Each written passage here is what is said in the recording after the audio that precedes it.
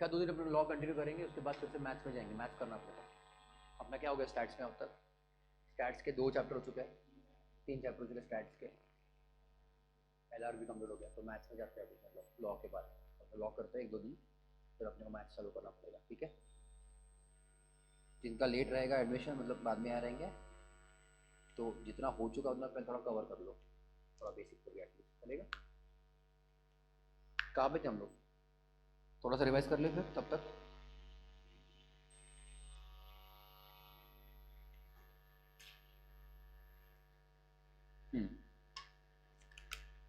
बोलो क्या क्या था? एक नोटबुक बना लो, जिनके पास नहीं रहेगा तो उसमें तुमको हेल्प रहेगा बाद में तुमको नोट्स लिखने में, समरी लिखने में। ठीक है, क्या क्या याद आ रहा है अभी? चलो, what is a contract? An agreement enforceable by law. कौन से अग्रीमेंट्स एनफोर्सेबल नहीं होते? Social and domestic agreements, correct. या फिर उसमें लीगल इंटेंशन होना जरूरी है, लीगल इंटेंशन नहीं है तो उसको अपन एनफोर्सेबल नहीं बोलते। ठीक है, अग्रीमेंट का मीनिंग क्या? एक्सचेंज ऑफ प्रोमिसेस ना, प्रोमिसेस, करेक्ट। तो एक प्रोमिसर हो गया, दूसरा प्रॉमिस ही हो गया। ठीक है, एक्सचेंज ऑफ प्रोमिसेस। ठीक है, and what is a promise? Very good, offer plus acceptance becomes a promise. फिर उसके लिए देखना पड़ता है व्हाट इज एन ऑफर। एक बंदा किसी और को बताता है कि मैं कुछ करूंगा या फिर कुछ नहीं करूंगा with intention of receiving the assent of the other party, that is called as offer. मतलब वो हिंदी में बोला तुमको, डेफिनेशन ऑब्वियसली इंग्लिश में, करेक्ट, ऑफर। देन एक्सेप्टेंस क्या होता है? when the other person signifies the acceptance या consent, क्या बोलता है वो? what is the wording? acceptance, assent कुछ तो रहेगा there to, तो उसने मतलब he is given his acceptance। क्या क्या क्या? the person to whom the offer is made signifies his assent thereto for the act or abstinence, है ना? ऐसा ही है ना, then he has given his acceptance। ठीक है, तो कुछ करने के लिए या फिर कुछ नहीं भी करने के लिए होता है कॉन्ट्रैक्ट। कुछ करने वाला एग्जाम्पल, कोई भी एक्टर और प्रोड्यूसर का कॉन्ट्रैक्ट है, तो तुमको एक्टिंग, तुमको काम करना है, दैट इज व्हाट पॉजिटिव। और काम नहीं करना है मतलब कुछ नहीं करना, उसको भी पैसे मिलते हैं, वो कौन सा वाला है? एग्जाम्पल, तुम किसी और के साथ मूवी नहीं कर सकते, उसको तुमको अलग से पैसा मिलेगा, that is called as, let us say abstinence और नॉट डूइंग समथिंग। और example that is non compete वाला अपना एग्जाम्पल था, non compete agreement, non compete. What else? Court में मत आओ, कोर्ट में गवाही देने मत आओ, या फिर तुम केस मत करो, मैं तुमको पैसे दे दूंगा। जैसे तुम्हारे एग्जांपल से किसके? एब्स्टिनेंस के, मतलब कुछ नहीं करने के। तो contract can be for positive और नेगेटिव, कुछ करने के लिए फिर कुछ नहीं करने के लिए भी। बहुत सारी चीज़ें की अपन ने, types of contracts, types of offer भी किए हैं हम लोगों ने, याद आ रहा है कुछ? टाइप्स ऑफ ऑफर में क्या क्या था? General offer, specific offer, cross offer, counter offer, और क्या था? इतना तो याद है। इलेक्ट्रॉनिक ऑफर कुछ नहीं, ठीक है, इतने तो तुम्हारे थे। ठीक है, ठीक है। Types of contract based on validity, types of contract based on validity. It can be valid contract या फिर वॉइड या फिर वॉइडेबल। ठीक है, वैलिड मतलब सब कुछ इसमें ठीक ठाक है, everything is correct, perfect. Void मतलब वो खराब कॉन्ट्रैक्ट है, खराब कॉन्ट्रैक्ट मतलब उसमें जो चीज़ें बहुत ज़रूरी है वो मिसिंग है, तो बन गया वॉइड। और वॉइडेबल क्या होता है? इसमें थोड़े से कुछ ना कुछ खराबियां है बट वो रेक्टिफाई किए जा सकते हैं। तो वॉइडेबल से वो वैलिड भी बन सकता है या फिर वॉइड भी रह सकता है, depends on the agreed party. Okay, उसके आगे सो वैलिड, वॉइड या फिर वॉइडेबल। और क्या किया अपन ने? कुछ सेक्शंस में आते हैं, मान लो सेक्शंस, सेक्शन 4 और 5 था क्या? About communication of offer and communication of acceptance. Notebook में लिखा रहेगा अपन ने वो सब। ओके, नोटबुक में लिखा वो सब, कम्युनिकेशन कब करना है या फिर कब कंप्लीट होगा, वो सब चीज़ें थी। याद आ रहा है कुछ?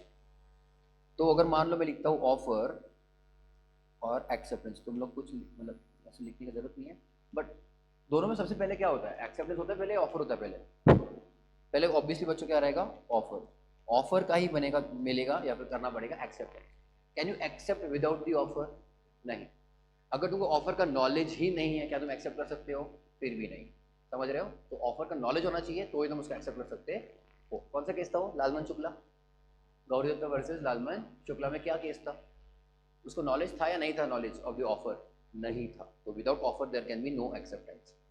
Then let us talk about this word consideration. क्या मीनिंग है इसका कंसिडरेशन का? समथिंग इन रिटर्न या फिर क्विड प्रो क्यो, मतलब तुमको रिटर्न में क्या मिल रहा है। मतलब फॉर एग्जाम्पल तुमने फीस भरा है क्लासेस को, तुमको क्या मिलने वाला है, ट्यूशन। तो तुमको जो मिलने वाला है वो ट्यूशन, मतलब तुम्हारे लिए कंसिडरेशन। हमको क्या मिलेगा, फीस, हमारे लिए वो कंसिडरेशन। तो जो मिलता है अपने को exchange, that is called as consideration. Yes clear. तो कंसिडरेशन बच्चों क्या, उसके क्या रूल्स वगैरह थे, क्या कंसिडरेशन के क्या क्या रूल्स थे? वो तो लॉफुल होना चाहिए, लॉफुल कंसिडरेशन होना चाहिए, मतलब तुम कुछ गलत चीजें एक्सचेंज करो वो नहीं होना चाहिए। Okay, what else? It should be have some value, it should be of some value, भले वो फुल एडिक्वेट वैल्यू ना हो तो भी सम वैल्यू होना चाहिए। मतलब क्या, 5 लाख की कार मैं 3 लाख में दे सकता हूँ, तो मैं दे रहा हूँ उसको 5 लाख की गाड़ी पर, मुझको मिल रहा है 3 lakh, it is completely, that is also valid. There is no law, कोई लॉ नहीं ऐसा कहता कि 5 लाख की गाड़ी तुमको 5 लाख में ही देना है, ऐसा कुछ लॉ नहीं है। तुम उसको 5 लाख की गाड़ी 3 लाख में देना है, I can give it. Yes, तो मेरे से जा रहा है 5 लाख का वैल्यू, आ रहा है 3 lakh, that is also valid, completely valid है। तो कंसिडरेशन कैन बी इनएडिक्वेट, इनएडिक्वेट मतलब क्या, सफिशिएंट नहीं है। और क्या, इट कैन बी पास्ट और प्रेजेंट और फ्यूचर, मतलब हो चुका ऑलरेडी, या फिर हो रहा है, या फिर होगा। यस, और it must be real and not illusory, ऐसा वो भी कुछ पॉइंट था, क्या था उसमें, चांद तारे तोड़ के लेके आऊंगा, that can not be a consideration. जो पॉसिबल है रियल लाइफ में, रियल वर्ल्ड में, even only that can be the consideration. What else? 7-8 points है उसमें।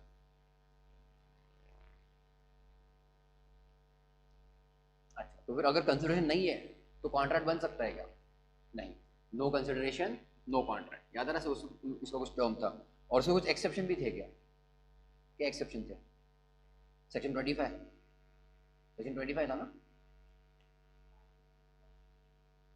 सेक्शन 25 में क्या था, कुछ exception of no consideration no contract, मतलब कंसिडरेशन नहीं रहा तो भी कॉन्ट्रैक्ट वैलिड होता है।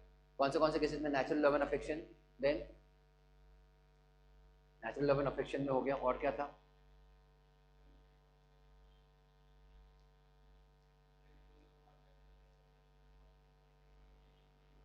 वो दूसरा था, वो प्रिविटी ऑफ कॉन्ट्रैक्ट था, वो तीसरे व्यक्ति को बेनिफिट मिल रहा है तो तीसरा person can sue, the stranger to the contract can sue, वो अलग था। क्या, कौन से का एक्सेप्शन ना, कि no consideration no contract. Gift, gift था, चैरिटी, और क्या, देन तुम्हारा पहला वाला कौन सा था, वो national love and affection. Past voluntary services था क्या उसमें? टाइम बार्ड डेट भी था, ये सब उसमें ही थे ना। ओके, लिखा अपने नोटबुक में। मुझको बताओ कितने पेजेस लगे तुमको, मतलब इनको बोलने के लिए? फिर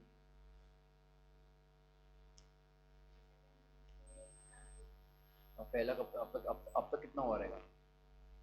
बहुत सारे, 30-40 पेज हो गए। तो बाकी के लोग क्या करना, हाँ, तो उसको तो फोटो कॉपी ले लो, जेरॉक्स कर लो, वरना फिर फोटो निकाल के कंप्लीट कर लो कल अपने नोटबुक में, ठीक है। वरना ये अपलोड किया था कि मैंने, ये नहीं किया, तुमको याद दिलाओ, मैं अपलोड करता हूँ, घर पे लिख लेना आज, ठीक है। क्लास के बाद अब याद दिलाना मुझको, अभी का भी अभी क्लास के बाद इसको अपलोड कर देंगे। ड्राइव का लिंक है, कुछ बनाया तुम्हारा, ड्राइव का लिंक बनाया था, ठीक है, वो एक बार फिर से शेयर कर देंगे। नहीं, ये सब घूम रहा हो, देखता हूँ, अभी अभी बोल दो, आज आज सब करेंगे अपन लेक्चर के बाद, देखता हूँ। तो नोटबुक कंप्लीट कर लेना। एनीवेज, चलो यहीं से तुम्हारा सब रिवीजन हो जाएगा। फिर यही सेक्शन 25 में थे हम, है ना, कि अगर कंसिडरेशन नहीं रहा तो भी contract is valid. Natural of affection, दूसरा कंपनी हमको पास वॉलंटरी सर्विस जो ऑलरेडी कुछ कर चुके हो, टाइम बार्ड डेट भी हो गया, टाइम बार्ड समझता है ना, 3 साल हो चुके हैं तो you can not recover. Contract of agency create करने के लिए कंसिडरेशन की जरूरत नहीं है, as well as there is contract of bailment, उसको भी क्रिएट करने के लिए इसकी जरूरत नहीं है, किसकी जरूरत नहीं है, कंसिडरेशन की। यस चलिए, चैरिटी भी हो गया, ठीक है। अब फिर ये वाले करंट यूनिट में गए थे, unit number 3, essentials of a valid contract.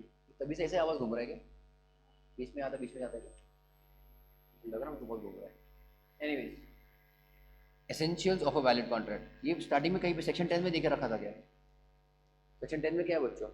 Essentials of a valid contract, मतलब वैलिड मतलब क्या, सब कुछ इसमें सही सलामत है, that is a properly valid, मतलब लीगली एनफोर्सेबल कॉन्ट्रैक्ट। क्या बोला मैंने? Legally enforceable contract. मतलब तुम अगर कोर्ट में जाते हो कोई मैटर, कोई डिस्प्यूट के लिए, तो कोर्ट बोले कि पहले तो डॉक्यूमेंट देखेंगे, पहले कॉन्ट्रैक्ट देखेंगे, कॉन्ट्रैक्ट इज वैलिड और नॉट। कॉन्ट्रैक्ट वैलिड है तो ही court will entertain the case, बराबर। तो उसमें क्या क्या होना चाहिए, तो वो सब देख कर रखा है सेक्शन 10 ने। बोलो बच्चों, सेक्शन 10 के क्या क्या रिक्वायरमेंट्स है to make a valid contract. Agreement होना चाहिए, कॉम्पिटेंसी ऑफ द पार्टी, मतलब party should be competent, capacity होनी चाहिए, free consent, okay, legal object and lawful consideration and not expressly declared as void. ये सब चीजें थी, याद आ रहा है। उसमें से अभी पहला वाला हम लोग देखते हैं। पहली बात, कॉम्पिटेंसी ऑफ द पार्टीज का मीनिंग क्या है। कॉम्पिटेंसी मतलब कैपेसिटी, मतलब पार्टीज मतलब समझ रहे हैं, जो लोग इन्वॉल्व है कॉन्ट्रैक्ट में उनको हम लोग कहते हैं सिंपली पार्टीज। तो party should be competent, means उसकी कैपेसिटी होनी चाहिए तो ही कॉन्ट्रैक्ट वैलिड रहेगा। तो किसके साथ हम लोग कॉन्ट्रैक्ट नहीं कर सकते, minor, unsound mind and insolvent के साथ। तो उसमें लॉ क्या क्या वर्डिंग क्या था, वो not disqualified by any law, okay, not disqualified by any law. इन तीन लोगों के साथ तुम लोग बच्चों कॉन्ट्रैक्ट नहीं कर सकते हो। यस चलिए। तो उसके आगे फिर पूरा तुम्हारा क्वेश्चन था law related to minor, I think हम लोग उसमें थे, है ना। पहला वाला तुम्हारे 3 केस है ना, तो पहला वाला बच्चों लॉ रिलेटेड टू माइनर। और contract with minor is always void एब इनिशियो। मीनिंग क्या बच्चों वॉइड एब इनिशियो का, void from the very beginning. Void मतलब कुछ काम का नहीं है, एब इनिशियो मतलब एब मतलब एट, इनिशियो मतलब इनिशियल, इनिशियल मतलब शुरुआत से। तो फ्रॉम द मोमेंट वो कॉन्ट्रैक्ट चालू हुआ है तब से बच्चों वो क्या है, वॉइड था, okay.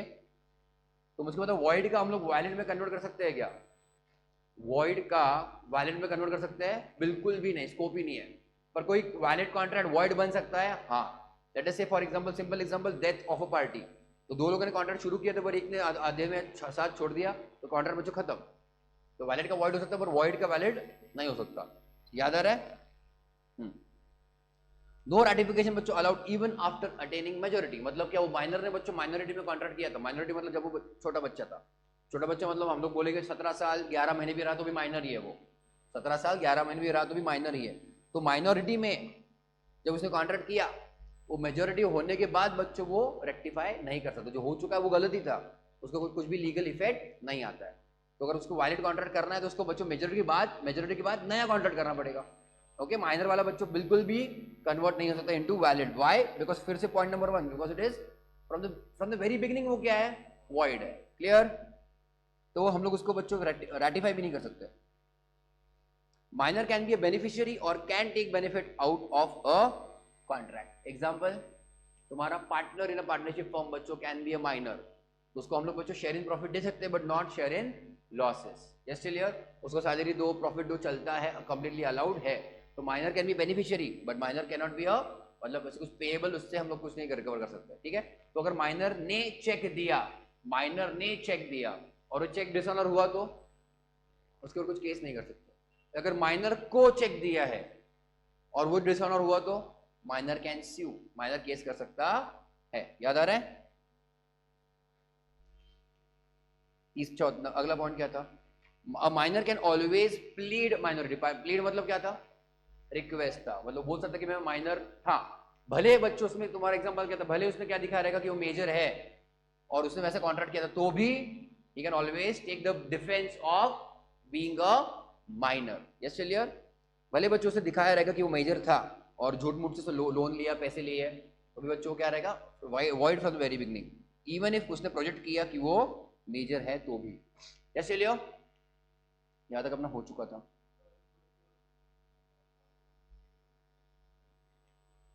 Taught, law of thoughts था शायद, ऐसा था ना उसमें, सिविल टॉट ऐसा कुछ था। अगर मान लो उसने पैसे उठाए हैं तो उसको तुम उसके ऊपर केस नहीं कर सकते हैं, बट उसके पास अगर कुछ पैसे मिलते हैं दैट कैन बी रिकवर्ड, वो कर सकते हो। वो जो खर्चा कर चुका है that can not be recovered, पर उसके बाद अगर कुछ पैसे पेंडिंग है दैट यू कैन रिकवर। तो माइनर मतलब कोई बाकी के भी तुम्हारे इंडियन पेनल कोड में भी माइनर के ऊपर ऐसे कुछ केस का ज़्यादा इम्पैक्ट नहीं है, मतलब पेनल्टी बहुत कम रहेगा, या सुधार घर में भेज दिया उसको नहीं।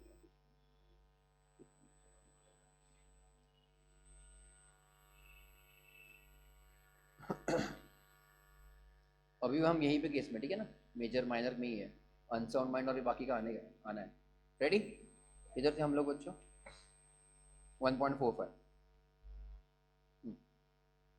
तो legal rules regarding to minor 7 point थे क्या उसमें, नहीं ज़्यादा है, बहुत ज़्यादा है। सही है,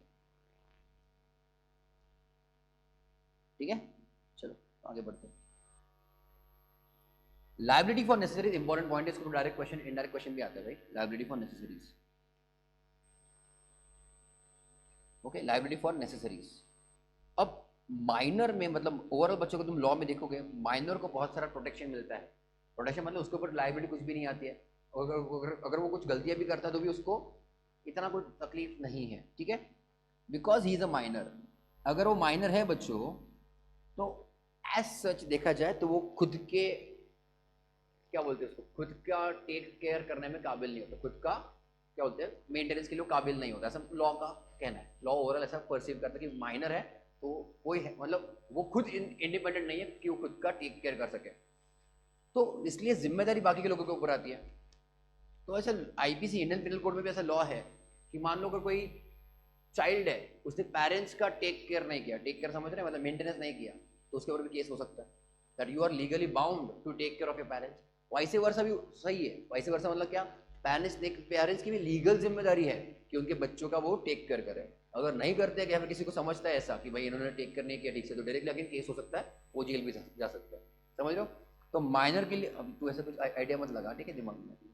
हाँ, हंस रहा है वो पीछे बैठ के, तो उसके दिमाग में सब आ रहे हैं ऐसी चीज़ें, राइट।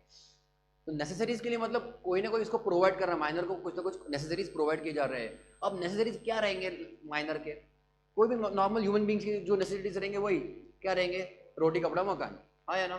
तो उसको मतलब ये तुम्हारा फूड क्लोथिंग शेल्टर जो कोई ना कोई अगर प्रोवाइड कर रहा है, कोई भी अगर उसका लीगल गार्डियन भी रहा या फिर कोई और भी रहा उसको प्रोवाइड कर रहा है और बोला चल ठीक है तेरे एजुकेशन का मैं टेक केयर करता हूँ, खाने पीने का करता हूँ, शेल्टर का रहने का भी करता हूँ, तुम उसको बाद में पैसे दे दे, ऐसा अगर उसके साथ अग्रीमेंट भी करते तो भी वाइड है, क्यों, बिकॉज माइनर के साथ वाइड ऑफ इनिशियो है और उसको नेसेसरीज प्रोवाइड किए गए थे।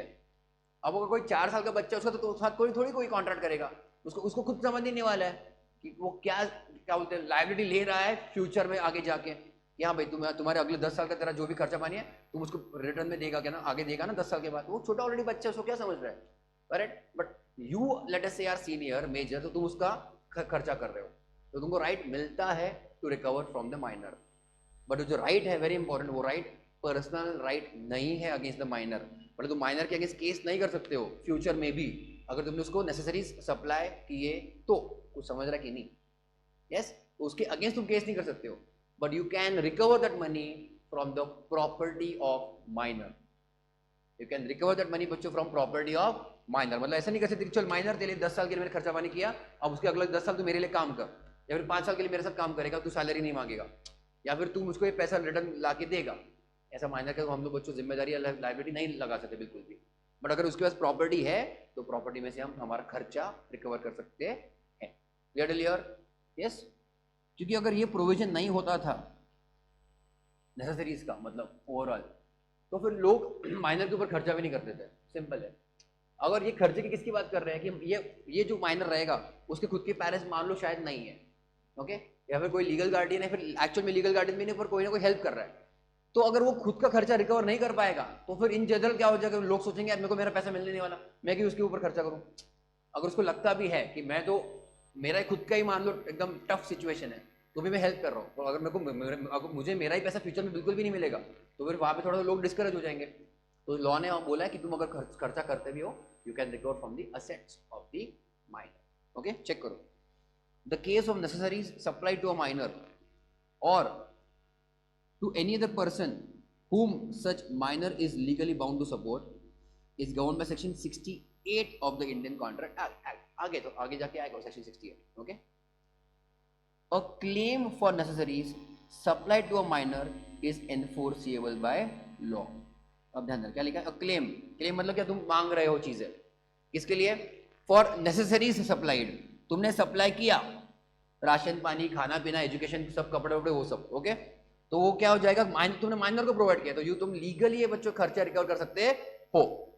But a minor is not liable for any price that he may promise and never for more than the value of the necessaries. मतलब क्या, ध्यान देना, अगर माइनर ने बोला हाँ आप हमारे मेरे लिए खर्चा करो, मैं आपको 1 लाख 10 लाख 1 करोड़ फ्यूचर में दे दूंगा, ये बच्चों हम उसके अगेंस्ट नहीं पकड़ सकते, उसके अगेंस्ट हम लोग ये केस नहीं ले सकते कि भाई तूने हमको ऐसा बोला था, बिकॉज माइनर के साथ कुछ भी agreement is what void, clear. As well दूसरी चीज, हम कभी भी ज्यादा पैसा नहीं रिकवर कर सकते हैं जितने का हमने उसके ऊपर खर्चा किया है, कॉमन सेंस है वो तो। जितने का खर्चा किया मैक्सिमम उतना ही रिकवर कर सकते हैं। तुम यहाँ पे कुछ प्रॉफिट मेकिंग बिजनेस में नहीं हो कि मैंने 1 लाख का खर्चा किया 1.25 लाख रिकवर करूंगा, नहीं, वो अलाउड नहीं बिल्कुल भी। तुमने बस नेसेसरीज प्रोवाइड किए तो नेसेसरीज का पैसा रिटर्न में ले लेना। Okay, there is very important, there is no personal liability of the minor. कुछ समझ रहे हैं क्या? वो पर्सनली जिम्मेदार है? नहीं। उसका केस कर सकते फ्यूचर में भी? नहीं, उसके ऊपर केस नहीं कर सकते। तो पैसा कहां से रिकवर कर सकते हैं? From the assets of the minor. Asset तो समझता है ना? उसके बाद जो भी मान लो उसके जनरेशन से आता रहेगा, पेरेंट्स फोर फादर्स, उसके पास भी प्रॉपर्टी रहेगा उसके नाम से, वो वारिस है। वारिस समझता है ना? वो वारिस है, बट वो माइनर है इसलिए उसका जो साइनिंग का जो भी रहेगा राइट वगैरह किसी और के पास है, बट ऑन पेपर बच्चों ओनर कौन है? माइनर ही है। सो वी कोर्ट में वो तुमको सब प्रूफ सबमिट करना पड़ेगा कि जब तुम क्लेम करते हो, मान लो तुमने वो मेजर बन गया, अब तुम उसको रिकवर करना चाहते हो या फिर तुमको अभी भी रिकवर करना, तो तुमको कोर्ट में अप्लाई करना पड़ेगा कि ये मेरा इतना खर्चा हो चुका था, तुमको सबमिट करना पड़ेगा एविडेंस। हाँ, कुछ भी चीज़ कोर्ट में क्या किसके ऊपर चलती है? एविडेंस के ऊपर, पूरी चीज़। एविडेंस नहीं तो कोर्ट खड़ा भी नहीं करेगा, सिंपल। हमेशा वो तो बेसिक चीज़ रहेगी हमेशा कोर्ट में। कोई भी तुम्हारे लिटिगेशन बोलता है डिस्प्यूट, सबसे पहले कोर्ट क्या मांगेगी? सबूत। सबूत है तो, वरना कुछ मैक्सिमम तो फिर तुम क्या कर सकते हो? फिर बैंक स्टेटमेंट दिखा दो। अगर तुमने कभी मान लो गलती से बिल घुमा दिया तो क्या करोगे? बैंक स्टेटमेंट दिखाओ कि मेरे इतने डेबिट्स बढ़ गए थे, ये डेबिट्स है। फिर गूगल पे का तुम या फिर कुछ भी रहेगा, तुमको एविडेंस सबमिट करना पड़ेगा कि किसको गया है, क्यों गया है, तो वो सब तुमको प्रूफ करना पड़ेगा, है ना? अब तुम उसके लिए BMW खरीदोगे, तुम चलाओगे, ये सब नहीं चलेगा, है ना? तुमने कार खरीद ली मस्त लग्जरी कार, उसको जरूरत है क्या लग्जरी कार की? नहीं, और तुम चला रहे हो, उसको भी बिठा रहे हो बीच बाजू में, पर तुम मजे को ले रहे हो, लिटरली तुम ले रहे हो, तो वैसे वाले खर्चे कोर्ट नहीं अलाउ करेगी। तो दिख के आता कि भाई तुम उसके नाम से खुद मजे ले रहे हो, वो ऐसा नहीं चलेगा, वो आगे आएगा अपने को, ठीक है? इसलिए वर्ड क्या लिखा है बच्चों? नेसेसरीज। समझा? यस। तो minor is not personally liable but only his property is liable, is very important. Clear? लिया आगे। टू रेंडर, रेंडर मतलब make the minor's estate, estate मतलब property, to make the minor's property liable for necessaries, दो condition तुम्हारे satisfy होने चाहिए। Two condition must be satisfied. Okay, check करो। The contract, अब ध्यान देना, must be for the goods reasonably necessary for his support in the station in life, मतलब उसके बच्चों स्टैंडर्ड ऑफ लिविंग के हिसाब से। ये तुम्हारा वर्डिंग उन्होंने बहुत टेक्निकल किया है, इसकी मीनिंग क्या बच्चों? Standard of living. अब ध्यान देना, goods, the contract must be for goods reasonably necessary. पहले बच्चों तो अपन इसके ऊपर फोकस करते, गुड्स। ऐसे क्या सामान जरूरी है बच्चों माइनर के लिए? What do you think? Reasonable necessary for his support, मतलब उसको सपोर्ट, मतलब उसको मेंटेन रखने के लिए क्या क्या सामान की जरूरत पड़ेगी? What do you think? Goods, food, clothing, shelter. ठीक है, शेल्टर तो सर्विस हो गया। गुड्स में और क्या आएगा? फूड आ गया, क्लोथिंग और हाँ मेडिसिन आगे। तो एजुकेशन में क्या प्रोवाइड करोगे? एजुकेशन में सर्विस, तो मतलब लीगल गार्ड ने उसको पढ़ाएगा थोड़ी, बट हाँ करेक्ट। स्टेशनरी आएगा तुम्हारा, बुक्स स्टेशनरी आएगा, आएगा ना? कैलकुलेटर प्रोवाइड कर दिया, तुम्हारा बैग प्रोवाइड कर दिया, बुक्स आ गए, सब कुछ आ गया। शायद जरूरी पड़े, शायद तो लैपटॉप, अगर जरूरी पड़ा तो डिपेंड्स, माइनर 18 तक है, और अगर हाई फाई स्कूल रहेगी तो उनको बोलते लैपटॉप चाहिए तो लैपटॉप भी देना पड़ेगा, भरोसा नहीं। इंटरनेट वगैरह वो तो सब इसमें आ गया, पर गुड्स तो चाहिए फिर उसको, शूज वूज कपड़े वो सब उसमें सब आ गया तुम्हारा। क्लियर लिया? But for his support in the station in life, मतलब उसके स्टैंडर्ड ऑफ लिविंग के हिसाब से। यस लिया? तुम्हारा केस नंबर 1 हो गया। And point number 2, the minor must not have already a sufficient supply of these necessaries, मतलब क्या उसके पास ऑलरेडी स्टॉक में है या फिर उसके पास ऑलरेडी सब सामान है और तुम अलग से प्रोवाइड कर रहे हो, तो वो तो खर्चा अलाउ नहीं होगा। पर तुम उसको अलग से कुछ एक्स्ट्रा दे रहे हो, उसका खर्चा अलाउ हो सकता है। यस लिया? आगे, necessaries means those things that are essentially needed by a minor। जरूरी है कि नहीं है? वो जरूरत चीजें है। They cannot include luxuries or costly or unnecessary articles। भाई तुम्हारा मोटर बाइक दे दिया उसको, तो जरूरत थी उसको, मोटरसाइकिल, उसको मोटरसाइकिल छोड़ साइकिल देना चाहिए था। ओके, बाइक वाइक इतना उसको माइनर के लिए जरूरी नहीं है। कार वार उसके लिए खरीद के दे दिया, वो जरूरी बिल्कुल भी नहीं, वो सब अभी ये जो जो भी चीज़ अपने मान लो लाइन पढ़ा, दे कैनॉट बी नेसेसरीज और luxuries, sorry they cannot be luxuries और कॉस्टली आइटम्स। अब ये क्या है ना, ये सब्जेक्टिव चीज़ है, सब्जेक्टिव मतलब पॉइंट ऑफ व्यू के हिसाब से, तो वहाँ पे कोर्ट का पिक्चर में आ जाएगा, कोर्ट देखेगा कि जरूरी था या जरूरी नहीं था, है ना। तो जरूरी वाले बच्चों खर्चा एंटरटेन होगा। आगे, necessaries extend to all such things as reasonable person would supply to an infant. infant समझता है, child, correct, okay, in that class of society to which the infant belongs. अब फिर से सब तुमको बस एक पॉइंट ऑफ व्यू समझाने के लिए ये कि नेसेसरीज मतलब क्या, कोई भी नॉर्मल इंसान है ना, यहाँ पे देखा क्या वर्ड लिखा, रीजनेबल पर्सन, रीजनेबल समझता है, व्हाट इज रीजनेबल, हाँ रैशनल, वेरी गुड, रीजनेबल मतलब बच्चों कौन, रैशनल, रैशनल मतलब कौन, रीजनेबल, मीनिंग क्या है, सेंस है, कॉमन सेंस है, और basically a person who understands the consequences of his actions. क्या बोला मैंने, a person who understands consequences of his action, कि मैं ये अगर ऐसा करूँ तो ऐसा होगा, वैसा करूँ तो वैसा होगा, ये नहीं करूँ तो ये नहीं होगा, एंड ऑल ऑफ दैट, जिसको समझ है बेसिकली, ओके। तो रीजनेबल मतलब साधारण नॉर्मल इंसान, यस क्लियर। तो such things as a reasonable person would supply to an infant in that class of society to which the infant belongs. कुछ statement समझ रहे हैं, class of society, class of society मतलब, अब फिर से मैंने ऊपर एक लिखा था, एक वर्ड क्या लिखा था बच्चों, क्या समझता है इससे, समझता है स्टैंडर्ड लिविंग, है ना, कि तुम जो सोसाइटी से बिलोंग करते हो, या फिर तुम्हारा जो भी एक स्टैंडर्ड लिविंग है खर्चा पानी करने का। और मान लो बच्चों किसी को 500 रुपये मिलते रहेंगे महीने के पॉकेट मनी, मान लो किसी को 5000 मिलते रहेंगे, इसको 500 रुपये ज़्यादा लगते रहेंगे, उसको 5000 कम लगते रहेंगे, depends from again society to society, family to family, तुम किसके बैकग्राउंड से बिलोंग करते हो, हाँ या ना। तो वो जो बैकग्राउंड से बिलोंग करता है उसके हिसाब से बच्चों को ज़रूरी था, ज़रूरी छोड़ो, उसके बैकग्राउंड के हिसाब से इतना नॉर्मल खर्चा है तो उतना नॉर्मल खर्चा तुमको अलाउ हो जाए, यस चलिए। To all such things as reasonable person would supply to an infant in that class of society to which the infant belongs. तुम्हारे स्कूल का कितना था बच्चों फीस, एक साल का, एक साल का, मेरे टाइम में इतना तो बिल्कुल भी नहीं था, पर ऐसे था शायद 20,000 के आसपास रहेगा, हाँ अभी तो 50, अभी तो लाख भर के आसपास चलता रहता है, 1 लाख रुपये तो ऐसे नॉर्मल हो गया, हाँ एक साल का 1 लाख। और जो बड़े स्कूल है उनका कितना रहेगा, ओबरा सुना, ओबरा स्कूल वगैरह मुंबई में है, या फिर तुम्हारे जो बड़े बड़े लोग हैं ऋतिक रोशन, शाहरुख खान, उनके बच्चे जहाँ जो स्कूल में जाते हैं, वो स्कूल का कितना फीस रहेगा, वो लोग तो पहली बात इंडिया में ज़्यादातर रखते भी नहीं, बाहर ही भेज देते हैं। और उसके अलावा मुंबई में है तुम्हारे बड़े बड़े स्कूल, रिलायंस के स्कूल है शायद, वो रिलायंस का स्कूल है, उसको तो 10 लाख पकड़ लो मिनिमम, अपना 1 लाख तो उनका 10 लाख तो रहेगा एक साल का बस फीस, अब उसमें सब कुछ आ जाएगा, वो अलग बात है, बट है। अब वो अगर वो स्टैंडर्ड के हिसाब से है तो उसके लिए नेसेसरीज, वो स्कूल का फीस इज नेसेसरीज, तो समझा, यस चलिए। तो depends from again background to background, ठीक है।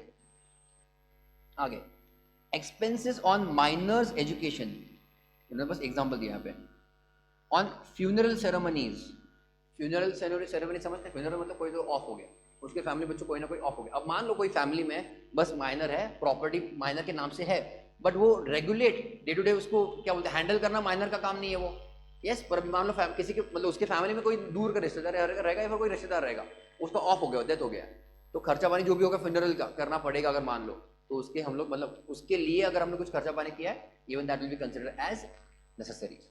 सो on funeral ceremonies comes within the scope of necessaries, okay।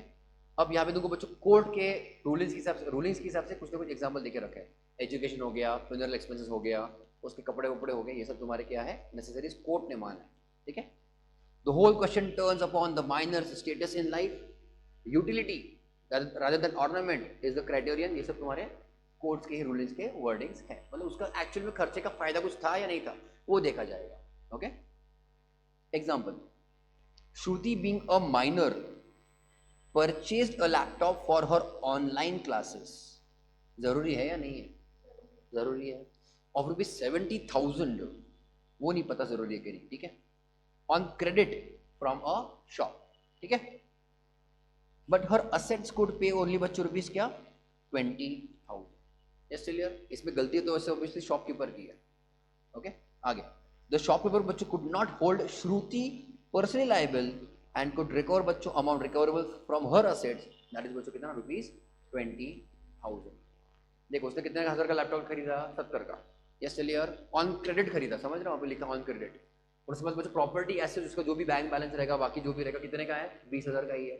तो शॉपकीपर कितना रिकवर कर पाएगा उससे, 20,000 ओनली। 50 का क्या करेगा, हाँ गए, या केस कर सकता है, केस कर सकता है बच्चों। उसको बोल सकता है तू मेजर होने के बाद मेरे पास काम कर, बोलेगा ऐसा, 6 महीना काम करे तेरे से 50,000 माफ, चलेगा ऐसा बच्चों, नहीं चलेगा, because she is not personally liable. अगर बच्चों श्रुति ने बोला यहाँ पे सामान लेते वक्त कि मैं मेजर हूं, तो एक्चुअल में माइनर है और उसने बोला मैं मेजर हूं, फिर तो भी रिकवर नहीं कर सकते, बिकॉज अपने ऊपर क्या अपने केस पड़ा था बच्चों, a minor can always plead minority. मतलब क्या, माइनर ने बोला कि मैं मेजर हूं, एक्चुअल में क्या है माइनर, और बोला कि मैं मेजर हूं, तो भी बच्चों हमेशा वो डिफेंस ले सकते कि मैं हमेशा माइनर ही थी या माइनर ही था जब वो मैंने केस या फिर ट्रांजेक्शन तुम्हारे साथ किया था। समझा डिलियर, yes. Contract by guardian, how far they are enforceable. Guardian समझता है,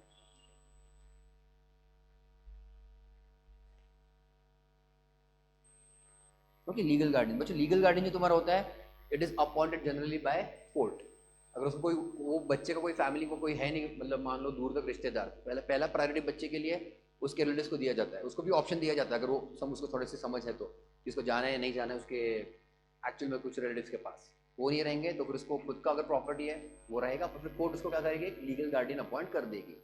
यस, अगर उसके पास प्रॉपर्टी है उनके उसके पेरेंट्स की तो, क्योंकि अपने एज सच अपने रिलीजन में या फिर इंडिया में लॉ क्या है कि प्रॉपर्टी फादर्स फोर फादर्स की जो भी प्रॉपर्टी वो तुम्हारे जनरेशन से नीचे आती रहती है, मतलब अगले जनरेशन को मिलती रहती है। तो अगर उसके नाम से प्रॉपर्टी है बट वो अकेला ही है, माइनर ही है, तो court can appoint a legal guardian. Yes clear. अब अगर तुमको थोड़ा सा याद आ रहा है कंसेप्ट ऑफ ट्रस्ट, डिस्कस किया था अपन ने, ट्रस्ट क्रिएट किया, ट्रस्ट को चलाने वाले लोग बच्चों कौन, ट्रस्टी, याद आ रहा है। और ट्रस्ट की बच्चों कुछ ना कुछ प्रॉपर्टी तो रहेगी ना, ट्रस्ट के पास बच्चों कुछ ना कुछ प्रॉपर्टी है। क्या बच्चों ट्रस्टी ओनर है वो प्रॉपर्टी के, नहीं, तो क्या है वो ट्रस्टी मैनेजर है प्रॉपर्टी के। तो सेम बच्चों यहाँ पे लॉजिक फॉलो होगा, क्या कि यहाँ पे मान लो लीगल ट्रस्टी छोड़ो, पर यहाँ पे तुम्हारा कौन है, लीगल गार्डियन, सेम कंसेप्ट ना यहाँ पे। ओके, अब माइनर और माइनर का property, clear clear. But minor की प्रॉपर्टी किसके लिए इस्तेमाल करनी है, माइनर के बेनिफिट के लिए ही इस्तेमाल करनी है, खुद के बेनिफिट के लिए करोगे क्या, नहीं। तो जो भी कर रहे हैं माइनर के बेनिफिट के लिए, हित के लिए कर रहे हो। यस चलिए, किसका, ये किसकी जिम्मेदारी है, लीगल गार्डियन की। अंडरस्टूड। तो contract by guardian, how far enforceable, ध्यान देना। Though minor's agreement is void, his guardian can under certain situations enter into valid contract on minor's behalf. Simple example है, जब हम कंपनी की बात करते हैं, कंपनी तो समझता है ना, कंपनी उसका शेयर कैपिटल का हिस्सा शेयर्स, याद आ रहा है। तो minor can't take shares, minor बच्चों शेयर्स नहीं ले सकता। अगर मान लो अगर तुम्हारा पार्टली पेड शेयर है, पार्टली पेड समझता है ना, तो आगे जाके कॉल आने वाले, कॉल अगर तुमने कॉल रिपे नहीं किया तो फिर से तुमने फोरफिट कर लिया, किसी और को दे दिया, ये सब चीजें बच्चों माइनर के साथ पॉसिबल ही नहीं है। तो माइनर को डिमांड कर ही सकते हैं, minor can never B into a liability, समझ रहे हो। यस, तो माइनर को इसलिए बच्चों हम शेयर्स नहीं देते हैं, माइनर का कभी भी नाम एज अ शेयर होल्डर आ ही नहीं सकता है, समझ रहे हो। बट फिर भी लीगल गार्डियन उसके बिहाफ पे शेयर खरीद सकता है, मतलब कल जाके अगर कंपनी को डिविडेंड देना रहा तो माइनर को बच्चों इनडायरेक्टली मिल सकता है, किसके थ्रू, उसके लीगल गार्डियन के थ्रू। Yes, check correct. तो शेयर जो रहेंगे किसके नाम से रहेंगे, लीगल गार्डियन के नाम से रहेंगे, माइनर के।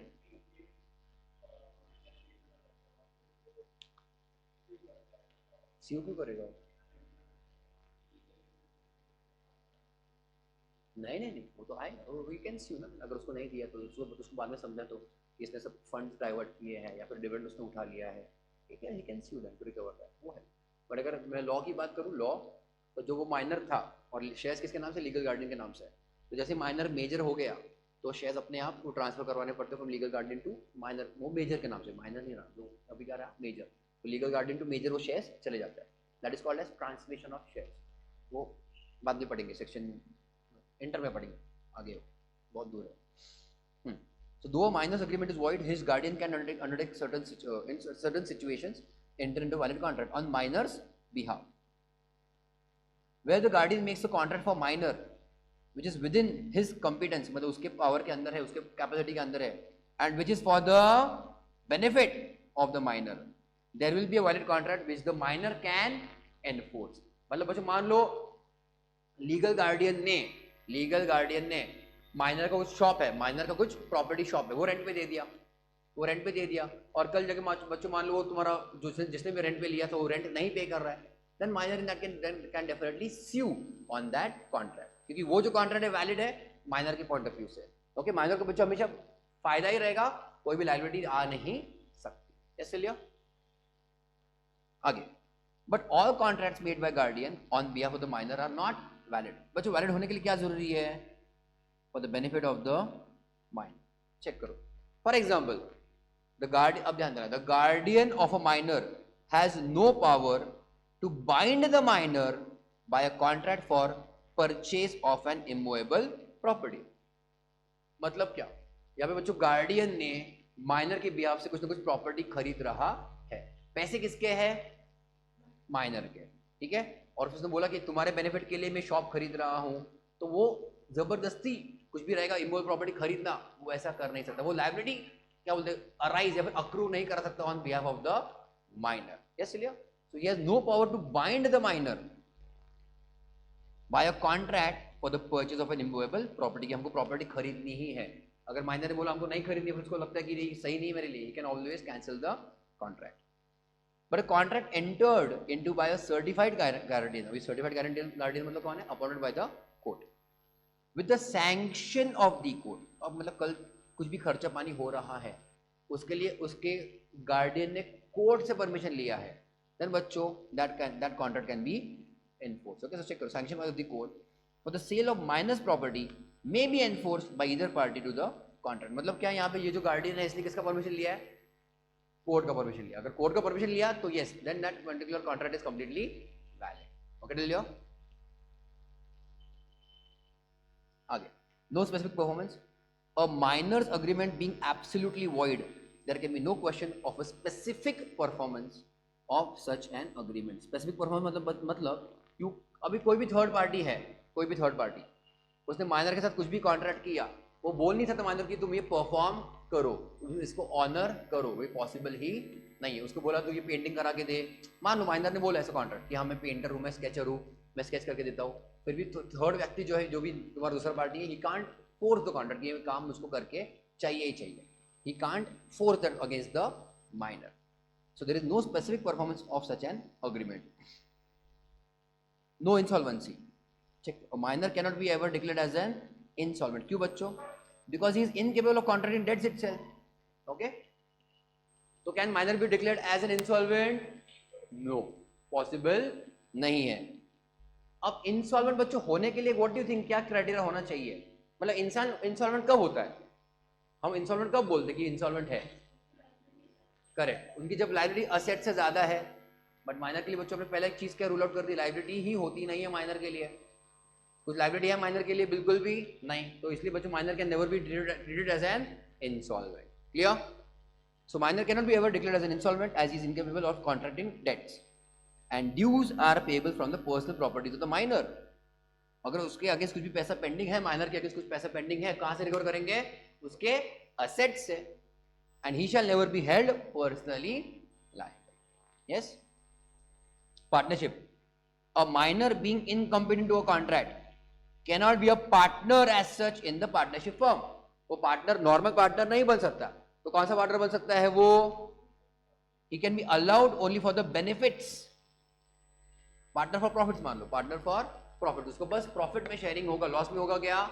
नहीं होगा, उसको बस फायदा वाला शेयर दिया जाएगा. Yes, done till all of you. Next one, minor can be an agent. अभी एजेंट मतलब क्या बच्चों? कॉन्ट्रैक्ट ऑफ एजेंसी कुछ किया था. कौन था बच्चों एजेंट? किसको रिप्रेजेंट करता है वो? एजेंट किसको रिप्रेजेंट करता है? प्रिंसिपल को. हाँ या ना? उसका मीनिंग क्या है ओवरऑल? कि एजेंट ने जो काम किया उसको, उसके लिए प्रिंसिपल भी जिम्मेदार है और प्रिंसिपल ने एजेंट के लिए जो किया वो इसके लिए एजेंट भी जिम्मेदार। Basically agent represents the principal with third parties. Agent बच्चों प्रिंसिपल के बिहाफ पे बाकी के लोगों को मिल रहा है ना, उनको कुछ सामान दे रहा है या फिर ले रहा है, पैसे दे रहा है या फिर ले रहा है। Clear clear? Yes. So minor बच्चों can be an agent, allowed है। Yes clear? ऊपर ऊपर देखा बच्चों, कहां पे देखा? You can start a contract of agency without consideration. दो तुम्हारे कॉन्ट्रैक्ट थे, कौन से दो वाले? Agency and bailment. This you can start even without consideration. Yes. तो एजेंसी मतलब minor can be an agent. So minor can be an agent but he will not be liable to his principal for his act. सही है ना? क्यों? Can principal sue the minor? बिल्कुल भी नहीं। Even if minor is representing the principal, तो भी बच्चों माइनर प्रिंसिपल माइनर को sue नहीं कर सकता। A minor can draw, deliver and endorse negotiable instruments without himself being liable। सही है ना? ये सेंटेंस का मीनिंग समझता है क्या? ड्रॉ, डिलीवर, एंडोर्स किया है कभी? हाँ भाई, डिलीवर मतलब डिलीवर किया एक्चुअली में, physically. Deliver, endorse, sorry deliver नहीं, draw and deliver, endorse. Draw and endorse कुछ याद आ रहा है? कौन से कंसेप्ट में किया है ये? अकाउंट्स में किया है, बिल्स ऑफ एक्सचेंज में किया है, करते हो ना? बिल्स पेएबल, बिल्स रिसीवेबल शायद करते हो ना? यस? अरे हाँ या ना? हाँ। तो बच्चों minor can make a bill, bill मतलब bill of exchange. Yes. You can even endorse, endorse का मतलब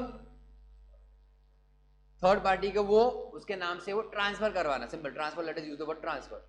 उसके पीछे बने लिखा नाम एंडोर्स टू XYZ, तो अभी XYZ का हो गया वो ownership of that instrument. So minor can draw, deliver and endorse negotiable instrument but without himself being liable। मतलब कल जाके बच्चों negotiable instrument अगर डिसऑनर हुआ तो माइनर कोई जिम्मेदार नहीं। Cheque is a negotiable instrument by the way। Okay, check is a type of bill of exchange। bill of exchange negotiable instrument। Clear? तुम्हारा promissory note, bill of exchange, check, ये तुम्हारे तीन examples है of negotiable instruments। क्लियर? Check करो। A minor can have an account in the bank। He can draw a check for his purchases। तो उन्हें बच्चों कभी खोला था बैंक अकाउंट 18 के पहले? हाँ, तो वो चेक मिला था, चेक बुक नहीं देते ना, तो बस डेबिट कार्ड उड़ाने के लिए देते हैं, खर्चा करने के मतलब चेक के नाम के लिए तुम्हारे नाम से अलाउ नहीं रहेगा, है ना? डेबिट कार्ड हो सकता है। Yes. So he can draw a cheque for his purchases but he shall not be liable. सही है फिर तो, क्यों नहीं देते? इसलिए बैंक देते नहीं है यार, समझा? तुम्हें फिर क्या हर एक के नाम से चेक एज इट इज? कौन अभी आजकल तारीख में कौन चेक लेता है? अगर तुम कोई भी शॉप से कुछ सामान लेते हो तो बोले जब चेक ऑनर होगा तब आना। ज्वेलरी शॉप वाले रहेंगे वो लोग भी समझदार है, अभी वो थोड़ी चेक वगैरह लेंगे बच्चों, है कि नहीं? Correct. So but he shall not be liable for if cheque bounces nor but he can be sued under the court of law for any fraud done from his account. सही है, सब जुगाड़ बाद में सिखाते हैं, है ना? ये तुमको 10th स्टैंडर्ड में नहीं, इसलिए नहीं पढ़ाते, तुम्हारे पास 1-2 साल फिर से मिल जाते सब करने के लिए, इसलिए तुमको नहीं पढ़ाते ये सब पहले, है ना? क्या क्या तुम्हारे दिमाग में आता है ना, क्या क्या कर सकते हैं।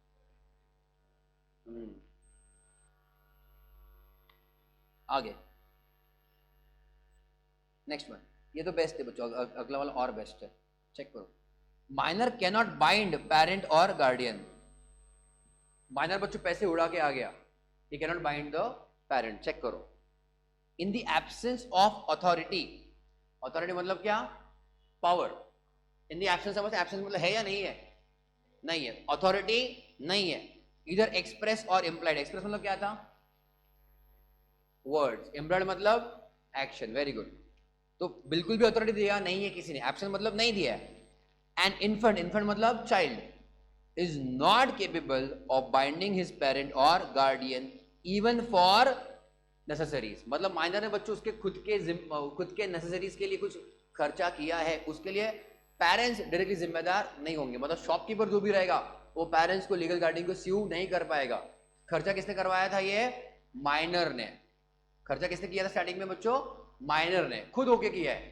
Yes clear? और बोला मेरे पेरेंट्स से रिकवर करवा लेना, नहीं चलता, ऐसा अलाउड नहीं है। चेक करो। The parents will be held liable only when the child is acting as an agent for the parents. मतलब क्या? एजेंट मतलब क्या होता है बच्चों? रिप्रेजेंटेटिव। अब ये तुम्हारा कमर्शियल ट्रांजेक्शन नहीं है पेरेंट्स और बच्चे का, बट एजेंट का नॉर्मल मीनिंग क्या होता है? रिप्रेजेंटेटिव। अगर अगर इसलिए ऊपर यहाँ पे उन्होंने लिखा है, अगर वो चाइल्ड को, जो भी रहेगा माइनर को, कुछ अथॉरिटी देते थे पेरेंट्स, पावर देते थे, मतलब यहाँ परमिशन देते थे, हाँ भाई तू खर्चा कर, देखो हम अलाउ करते हैं इतना उड़ा के या फिर तू खर्चा कर सकता है, अगर ऐसे अथॉरिटी देते थे, देन बच्चों पेरेंट्स पर लायबल। प्रिंसिपल एजेंसी में वही होता है ना, अगर प्रिंसिपल ने एजेंट को पावर दिया तो भी बच्चों प्रिंसिपल जिम्मेदार है एजेंट के कुछ काम के लिए। अगर एजेंट अपने पावर के बाहर कुछ चीजें की है उसके प्रिंसिपल जिम्मेदार नहीं है। समझ रहे हो?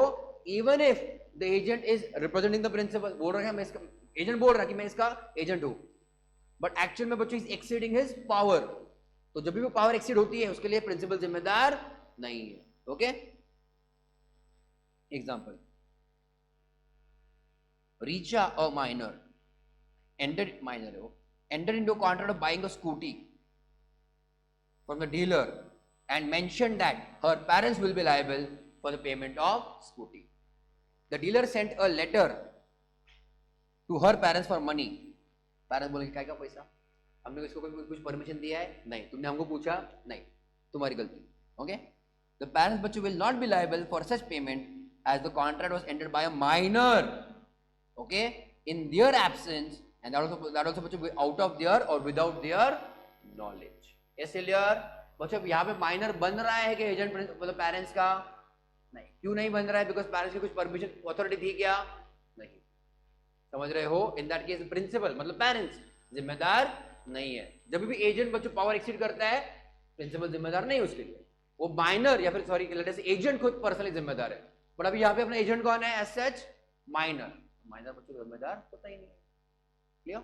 यस। कौन?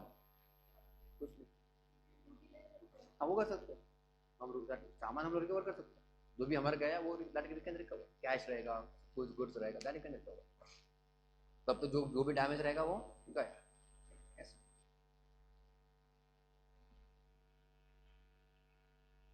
उसने आगे भेज दिया तो भी प्रॉब्लम, आगे उसने भी माइनर ने आगे बेच दिया आगे तो भी प्रॉब्लम हो सकता है, क्योंकि हमको हाँ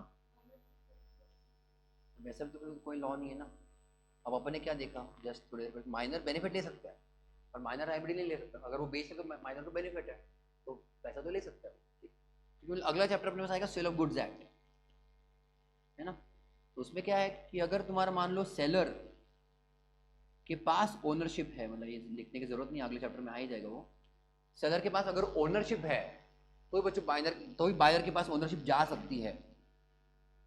ओके, अब जो भी तुम्हारे यहाँ का ओरिजिनल शॉपकीपर था, याद है, मतलब मान लो तुम्हारा शोरूम वाला, यस, शोरूम वाले ने बच्चों मान लो सेलर के नाम से वो सामान, मतलब वो लड़का लड़की जो भी था उसके नाम से वो गाड़ी दे दिया, अब उसके पास ओनरशिप आ गया। यस, अब अगर वो जो माइनर है यहाँ पे उसके पास बच्चों अगर ओनरशिप आ गया है तो वो लीगली ओनरशिप ट्रांसफर भी कर सकता है। ऐसे लियो, आगे बढ़े। Joint contract by a minor and adult, मतलब एक तरफ बच्चों तुम्हारे कॉन्ट्रैक्ट होने के दो पार्टी चाहिए कम से कम, तो at one side of the contract में बच्चों तुम्हारे दो लोग हैं। अंडरस्टैंड? ए और बी के बीच में अगर कॉन्ट्रैक्ट है, ओके, तो ये हर एक साइड में कितने लोग? एक ही के लोग ही है। यस, चलिए। पर अगर बच्चों मान लो ए ने बी एंड सी के साथ कॉन्ट्रैक्ट किया है, एक ही कॉन्ट्रैक्ट है, बट ये साइड में कितने पार्टीज है? दो पार्टीज है। सिंपल एग्जांपल तुम्हारा मान लो बच्चों joint ownership. Okay, A is a buyer of a flat तो समझता है ना, घर, और बच्चों B and C mister, let us say they are mister and Mrs, समझ रहे हो, हस्बैंड एंड वाइफ, वो जॉइंट ओनर है। तो यहाँ पे बच्चों A is making contract with B and C. Clear? अब ये जो एग्जांपल देख रहे हैं अभी फिलहाल अपन, वैसे उसमें उन्होंने क्या बोला है, one of them is a minor और दूसरा क्या है बच्चों? मेजर है। एडल्ट मतलब क्या? Major. Yes, clear all of you? In that case minor बच्चों जिम्मेदार है क्या? माइनर तो कभी भी जिम्मेदार नहीं, तो मेजर तो फुल्ली बच्चों कौन तुम्हारा जिम्मेदार रहेगा? मेजर। यस, चलिए चेक करो। इन सच अ केस द एडल्ट बच्चों will be liable on the contract and not the minor. बच्चों क्या वर्ड लिखा उन्होंने? ऑन दी कॉन्ट्रैक्ट, मतलब पूरा का पूरा, है ना, पूरी तरह कौन जिम्मेदार? मेजर। इन सेन दास मुझे रामचंद्र जो भी रहेगा, where there was a joint purchase by two purchasers. Yes, चलिए, one of them was a minor, it was held the vendor, जो भी सेलर है, could enforce the contract against the major buyer only, major purchaser and not the minor. हाँ या ना? कौन जिम्मेदार बच्चों बोलो? मेजर ही जिम्मेदार रहेगा। क्लियर? माइनर के ऊपर वैसे कुछ शेयरिंग वेयरिंग वो भी नहीं आएगा। कंप्लीटली कौन जिम्मेदार? मेजर। इवन इफ इनके बीच में कुछ अग्रीमेंट रहेगा हाफ हाफ का, तो भी कि हाफ के लिए मैं जिम्मेदार, हाफ के लिए मैं जिम्मेदार, तो मेजर ऐसे नहीं बोल सकते मैं मेरे हाफ के लिए जिम्मेदार हूँ, वो अभी पूरे कॉन्ट्रैक्ट के लिए जिम्मेदार है। ओके, मतलब बस माइनर को यूज कर लिया और अपनी जिम्मेदारी कम कर ली, ऐसा नहीं चलेगा, है ना? Next one, surety for a minor. ये वर्ड हम लोग कर चुके पहले, मुझे याद आ रहा है क्या? Surety for a minor,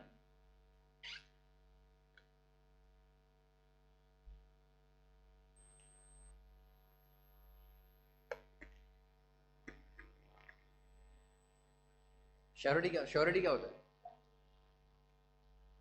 guarantee किया ना अपन एक ट्रायंगल बना था शायद, याद नहीं मुझको, क्या था ना ट्रायंगल? ये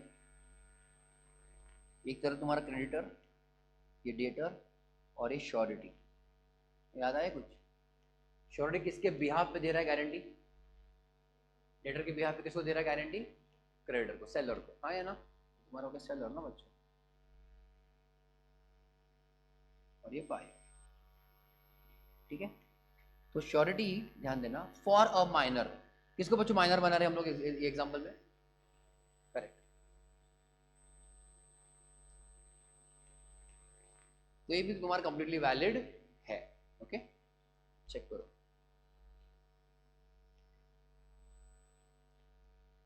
इन a contract of guarantee when an adult stands surety, stand मतलब वो एडल्ट मतलब जो भी मेजर है वो श्योरिटी है। कुछ समझा कि नहीं समझा? ये जो श्योरिटी देने वाला इंसान जो है वो क्या है? मेजर। यस, वो मेजर है फॉर अ माइनर। तो श्योरिटी इज बच्चों व्हाट? श्योरिटी ने बच्चों माइनर के लिए श्योरिटी दिया। ओके, देन ही मतलब major obviously is liable to third party as there is a direct contract between the surety and the third party. Third party मतलब आप लोग एग्जांपल में कौन है बच्चों? सेलर। क्रेडिटर मतलब हाँ सेलर, करेक्ट। Yes clear? मतलब इवन बच्चों ये माइनर है और इसके बिहाफ पे गारंटी दिया रहेगा तो भी वो गारंटी कंप्लीटली वैलिड है। क्यों? बिकॉज एज सच बच्चों कॉन्ट्रैक्ट इन दोनों के बीच में हुआ है, सेलर, क्रेडिटर एंड श्योरिटी। तो अगर वो श्योरिटी जो है माइनर के लिए भी दे रहा है तो भी वो जिम्मेदार है। वो ऐसा नहीं कह सकते कि माइनर खुद जिम्मेदार नहीं, तो उसके लिए का भी गारंटी ऐसा एनफोर्सेबल नहीं, ऐसा हम डिफेंस नहीं ले सकते। क्लियर लिया? तो इनके बीच का जो कॉन्ट्रैक्ट है major that is completely valid even if उसने बच्चों माइनर के बिहाफ पे वो जिम्मेदारी ली है तो भी। ऐसे लिया? नहीं, माइनर से कुछ नहीं। उसमें फिर हो क्या सकता है कि अगर सेलर, श्योरिटी ने सेलर को पेमेंट कर दिया, देन श्योरिटी उसकी जगह पे जाके बैठ जाता है, उसकी जगह पे जाके बैठ जाता है, मतलब now surety can recover from minor legally, और उसका रिवॉर्ड, उसका कुछ कंसिडरेशन नहीं। अब ये जनरली कब होता है? मान लो तुमने अगर पर्सनल लोन लिया या फिर कोई भी लोन लिया बैंक से, तो जनरली बैंक मांगती है श्योरिटी, कि तुमने अगर रिपे नहीं किया लोन तो कौन करेगा? तो ऐसे केस में जब लोग फॉर्म भरते हैं लोन का, तो अपने रिलेटिव्स का ही या फिर फ्रेंड का नाम डालते हैं। ऐसा उनको रिलेटिव या फ्रेंड को थोड़ी अपन कुछ पैसे दे रहे हैं कि तो मेरा बैकअप बन जाए, फिर तो मेरा श्योरिटी बन जाए, तो रिलेशन के बेसिस पे लेते हैं, ऐसा उसको कुछ मिलता नहीं है। तो ये कमर्शियल ट्रांजेक्शन नहीं होता, ये तुम्हारा नज़दीकी में ही ट्रांजेक्शन होता है कि हाँ भाई तू लोन ले लिया, फिर तू इसको सामान मिलना चाहिए, ऐसा कोई ना कोई तुम्हारा इंसान रहेगा वो देता है श्योरिटी, नज़दीक वाला इंसान। इसको कुछ कमीशन वगैरह नहीं मिलता। तुम्हारे इसमें एक केस हो सकता है बी, उसको बोलते हैं बैंक गारंटी, सुना है कभी? ये तुम्हारे केस हो सकता है बैंक गारंटी वाला। जनरली तुम्हारे होता है मान लो मैं इंडिया में हूँ, ओके, अभी तो इंडिया में ही है अपन, यस। तुम्हारे इंडियन जो भी वेंडर मतलब जो भी बिजनेस करता है, मान लो बच्चों वो इम्पोर्टर है, यस, और सेलर यूएसए में बैठा है। तो प्रॉब्लम है सेलर को, सेलर बोल रहा है कि मेरा पैसा आएगा नहीं आएगा, इसका क्या भरोसा, है ना? Yes clear? ये तो सामान बेच रहा है ना सेलर बच्चों, ये तो सेलर, तो मेरा पैसा आएगा या नहीं आएगा इसका क्या भरोसा? इन दैट केस ये जो इम्पोर्टर है वो उसके बैंक को अप्रोच करता है, उसके बैंक को अप्रोच करता है। यस, कि हाँ भाई, मतलब उसका बैंक, मतलब उसका अकाउंट है वहाँ पे, बोला भाई देख तेरे को पता है मेरा बैंक बैलेंस कितना है, क्या है, कितना है, तू मुझसे बहुत बड़ा है। मतलब किसने बोला? इम्पोर्टर ने बैंक को बोला कि तुम तो बड़े इंस्टीट्यूट हो, तुम्हारे शायद ब्रांचेस भी आउटसाइड इंडिया है, तो तुम मेरे बिहाफ पे एक लेटर इशू करो ये सेलर को, या फिर सेलर के बैंक को। तू समझा कि नहीं समझा? सेलर के बैंक को तुम एक लेटर इशू करो, एंड दैट बच्चों letter is called as bank guarantee. मतलब क्या? ये बैंक ने बच्चों उसके सेलर को, या फिर वो सेलर के बैंक को पता है कि तेरा ये जो हमारा जो कस्टमर है, या फिर ये जो हमारा इंसान है, ये तुम्हारा बिल ऑनर करेगा, नहीं किया तो हम करेंगे। सिंपल। उसने नहीं किया तो कौन करेगा? हम करेंगे। अब ये बैंक गारंटी लेटर देने के लिए भी इन दैट केस बैंक चार्ज करती थोड़ा सा commission. Understood? That is also very much possible. Clear लिया? आगे बढ़े। कहाँ पे थे हम लोग? एग्जाम्पल से X guaranteed for the purchase of a mobile phone by Krish a minor. X को कोई बच्चों किधर बिठाया अपन? श्योरिटी डेटर या क्रेडिटर में?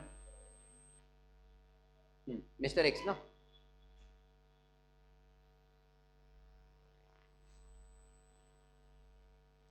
ठीक है, किसके बिहाफ पे? क्रिश के बिहाफ पे। क्रिश किधर बच्चों? डेटर, माइनर, बायर, समझ रहे? वो माइनर भी उन्होंने देख के रखा है यहाँ पे। In case of failure of payment by Krish, समझा, X will be liable to make the payment. Yes clear? तो यहाँ पे उन्होंने एज सच कुछ दिया नहीं अपने को श्योरिटी फॉर अ माइनर, उन्होंने बस बोला कि you can be a surety for a minor and it is completely valid. मतलब कल जाके ये क्रिश अगर पेमेंट नहीं कर पाया, the seller can file a case against surety. हाँ या ना? क्लियर? कैन सेलर स्यू क्रिश? नहीं। अगर तुम देखोगे बच्चों ओवरऑल तो टोटल 3 कॉन्ट्रैक्ट ये तुम्हारा आएगा आगे जाके कॉन्ट्रैक्ट ऑफ गारंटी में, तुम्हारे 3 कॉन्ट्रैक्ट्स है बिटवीन बायर सेलर। यस, ये जो ट्रांजैक्शन को सपोर्ट करने के लिए, मतलब सेलर को कॉन्फिडेंस देने के लिए, श्योरिटी और एक्स का, एंड ये भी खुद जिम्मेदार है। ऐसा नहीं कि इसको बहुत पैसे ऊपर से उसके झाड़ पे पैसे उग रहे हैं, ऐसी वाली बात नहीं है। उसने बस गारंटी दिया श्योरिटी ने। मतलब अगर श्योरिटी ने पेमेंट कर दिया सेलर को तो श्योरिटी को पैसे आने चाहिए, उसका नुकसान नहीं हो सकता। समझा? अभी तुमको मैंने एक जस्ट एग्जांपल दिया ये वाला।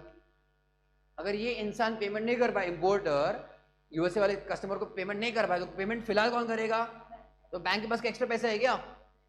रिकवर कराएंगे वो लोग कैसे न कैसे, जो भी असेट्स रहेंगे बाकी उसको कुछ भी पैसा रहेगा, या फिर आगे जाके जो भी चेक आएगा पहले वो डेबिट मारेंगे, बोले अब हमको हमारा पैसा पहले चाहिए। अंडरस्टूड? उनको मतलब एक्स्ट्रा पैसे नहीं कोई यहाँ पे जनरेट कर रहा है। क्लियर? तो इनके बीच में भी एक अंडरस्टैंडिंग है। किसके बीच में?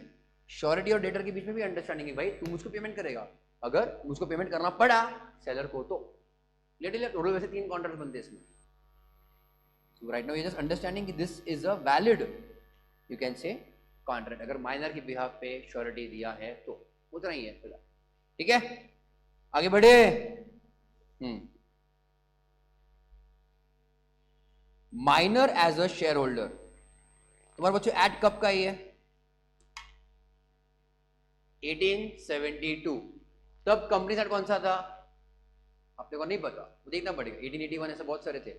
19 अभी 2013 चल रहा है, 1956, उसके भी पहले तुम्हारा 1911 के शायद आसपास कुछ तो कुछ था, उसके पहले 1881 के आसपास भी तुम्हारे थे, और उसके पहले बहुत सारे थे, मतलब अलग अलग प्रोविजंस के थे। तो कंपनी सेट भी तुम्हारा चेंज होता रहता है, हर 50 साल में कुछ तो कुछ चेंज हो रहा है। तो तभी के हिसाब से शायद ऐसा हो सकता है कि माइनर तुम्हारा शेयर होल्डर ऐसा हो सकता था। बट अगर कॉन्ट्रैक्ट क्या हम लोग कॉन्ट्रैक्ट ऐड के एंगल से देखेंगे तो अलाउड नहीं है। माइनर के ऊपर हम लोग कुछ भी जिम्मेदारी नहीं डाल सकते। ठीक है, आज की तारीख में तो बिल्कुल भी पॉसिबल नहीं है। So minor being incumbent to contract cannot be a share holder, okay, of the company. क्यों? क्योंकि वो इनकम्पिटेंट है। If by mistake he becomes a member, अब बाय मिस्टेक मतलब क्या बच्चों? गलती से उसका नाम ऐड कर दिया है, या फिर कंपनी जब नाम लिख रही थी मेंबर्स का तब उनको नहीं पता था कि वो माइनर है, तो इसलिए that is mistake. Okay, so if by mistake he becomes a member the company can rescind. Rescind मतलब क्या? Redo, undo, correct, cancel. Okay, cancel the transaction, okay, rescind the transaction and remove his name from the register.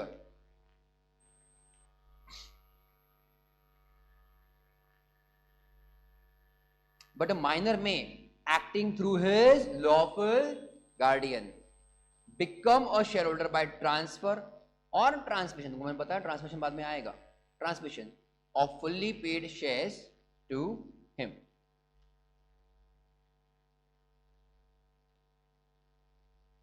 मतलब उसके पास वो shares की power आ सकते हैं, but किसके through? Legal guardian के थ्रू ही। मतलब उसने बोला कि शेयर्स खरीद लो, लीगल गार्डियन खरीदेगा, उसने बोला शेयर्स बेचो, लीगल गार्डियन बेचेगा। यस, डिविडेंड आएगा तो भी अकाउंट में जाएगा, तो अल्टीमेटली अकाउंट माइनर का ही है, बस माइनर बच्चों खुद जिम्मेदार नहीं। क्लियर है लिया? एंड लास्टली बच्चों लायबिलिटी फॉर टॉर्ट्स। टॉर्ट्स अब बच्चों is a civil crime, it is a civil wrong और अ सिविल क्राइम। किसी को गाली गलौज करना, किसी का नाम खराब करना, किसी को परेशान करना, फिर तुम्हारे मान में बोर्ड के ऊपर कुछ ना कुछ गलत लिख देना, या फिर तुम्हारे कोई पब्लिक प्रॉपर्टीज को खराब कर दिया तुम लोगों ने, स्कूल हो गया, स्कूल हो गया, बाद में तुम्हारे बसेस वगैरह हो गए, ये सब प्रॉपर्टी डैमेज करने के काम उसको बोलते हैं टॉर्ट। ओके, तो tort is a civil wrong. A minor is liable for tort, is liable in tort unless the tort in reality is a breach of contract. Where, अब ध्यान देना, where a minor borrowed a horse for riding only, 1872 का act है। अभी तुम्हारे act में सब ऐसे ही आने वाला है, घोड़ा, गाड़ी, टेलीफोन, टेलीग्राम, लेटर, टेलीग्राम मतलब ऐप नहीं, टेलीग्राम तभी के जमाने का टेलीग्राम। ओके, ऐसे तुम्हारे ऐसे कम्युनिकेशन आने वाला है, ठीक है, ऐसे तुम्हारे वर्ड्स रहेंगे। So where a minor borrowed a horse, घोड़ा उसने बच्चों फिलहाल लिया, for riding only, he was held liable when he lent the horse to one of his friends who jumped and killed the horse. Okay? इसके पहले मुझे घोड़े का कौन सा एग्जाम्पल याद आ रहा है तुमको? याद आ रहा है कुछ? उसके पहले घोड़े के एग्जाम्पल आ चुके थे। वो अंकल और नेफ्यू वाला, उसने क्या बोला, अगर मैंने तुमसे कुछ सुना नहीं तो तेरा घोड़ा मेरा है नहीं, 2000 पाउंड 200 पाउंड में कुछ तो था, वॉट एवर इट इज। अगर मैंने तुमसे कुछ सुना नहीं तो तुम्हारा घोड़ा उसको चाहिए, फिर मैंने ले लिया, ऐसा बोल दिया अंकल ने उसके नेफ्यू को, भतीजे को, जो भी रहेगा। But was it a valid contract? नहीं था। आगे जाके और घोड़े और पागल भी होंगे बच्चों, आगे जाके आएगा। The horse is vicious, the horse is what? Vicious. Vicious मतलब it is like a unsound mind, घोड़ा अनसाउंड माइंड का है। अब तुम्हारा मोटर बाइक बच्चों अनसाउंड माइंड की नहीं हो सकती, motor bike, motor vehicle, but घोड़ा हो सकता है, और तभी के जमाने में घोड़े यूज करते थे फॉर ट्रांसपोर्ट। अब वो इसलिए, अगर मान लो आज तुम जितना भी बाइंग सेलिंग बाइक्स का कर रहे हो, बाइक्स, तभी क्या चलता रहेगा? घोड़े का चलता रहेगा। तो घोड़े बच्चों और यूज फॉर ट्रांसपोर्ट, पर वो लेते फिर तुमको दिखने भी, आफ्टर ऑल जानवर है, तो उसका भी समझ रहा है नहीं समझ, वो भी, कुत्ते भी तो पागल होते हैं, तो तभी घोड़े क्यों नहीं हो सकते? तो घोड़े भी तो होते थे बच्चों। तो घोड़ा सही है नहीं सही है वो भी देखना पड़ता था। यस, तो किसी ने बोला नहीं बोला वो भी हमको आगे जाके आएगा कि घोड़ा पागल था फिर भी उसको बेच दिया, घोड़े को बच्चे कुछ बीमारी थी तो भी बेच दिया, ये सब चीजें हमको देखनी पड़ेंगी आगे। क्या?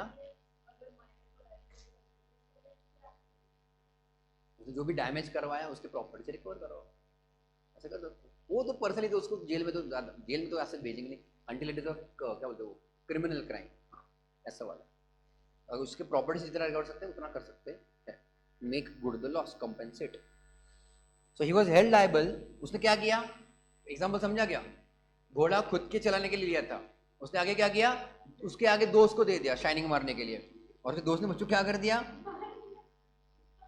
ऐसे कैसे मरते हैं वो को नहीं, ये कभी एग्जाम में मुझको समझा नहीं honestly. Who jumped and killed the horse,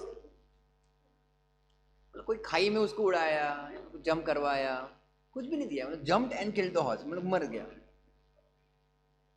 क्या इतना बड़ा इंसान था क्या वो बेचारा यार। ओके, तो उसके लिए बच्चों को जिम्मेदार चेक करो। सिमिलरली माइनर, तो यहाँ पे ऊपर दिया ना, माइनर वाज लायबल ना, वाज हेल्ड लायबल, वो जिम्मेदार है, मतलब उसको मेक गुड लॉस करना पड़ेगा, कंपेंसेट करना पड़ेगा।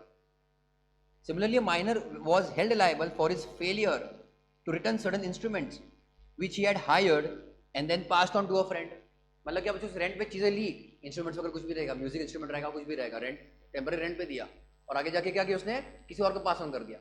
जब उसने स्टार्टिंग में कॉन्ट्रैक्ट किया वो वाइड ही है, वो वाइड है, उसने रेंट पे नहीं किया या फिर उसने मान लो चीजें रिटर्न नहीं की तो प्रॉब्लम हो रहा है यहाँ पे, but still he can not sue. इसने आगे क्या किया बच्चों? आगे जाके ट्रांसफर कर दिया, क्योंकि उसको पता माइनर के अंदर कुछ हो नहीं सकता। बट कोर्ट ने क्या बोला यहाँ पे? It is not just breach of contract, यहाँ पे एलिमेंट एक तुम्हारा पार्ट आ रहा है कि ये मस्ती कर रहा है। टॉट मतलब लिटरली तुम्हारा वैसे आएगा बच्चों, इट इज लाइक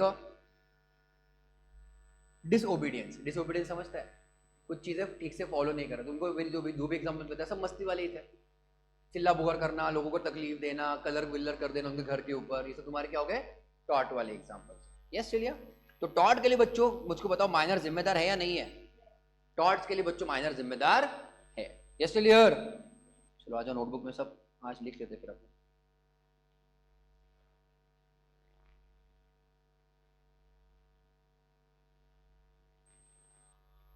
यूनिट 3 के कितने पेजेस, कितने साइड्स हुए थे यूनिट 3 के नोटबुक में?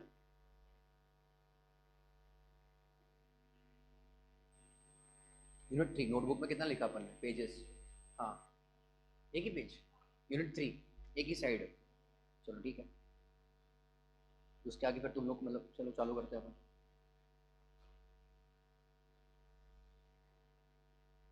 और नलायक को यही एग्जाम में पास हो जाना, क्योंकि नवंबर 23 में 100 मार्क का लॉ है, इधर 60 मार्क का तुमको समझ नहीं रहा है, तकलीफ होती तभी 100 मार्क का आने वाला है। ठीक है?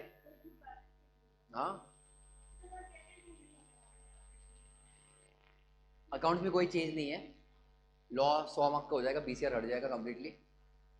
मैथ्स में कोई चेंज नहीं है, मैथ्स अभी अंदर कंटेंट में क्या किसी को नहीं पता, जो ऊपर ऊपर का पता है वो पता है। और बीसी के हट जाएगा, बीसी के जगह इकोनॉमिक्स रहेगा पूरा 100 मार्क का, इतना तो फिलहाल चेंजेस है। बीसी के बिजनेस एंड कमर्शियल नॉलेज तुमको सब कंपनीज के नाम याद रखते हैं, उसका सीईओ कौन है, फाउंडर कौन है, रजिस्टर्ड ऑफिस कहाँ पे है।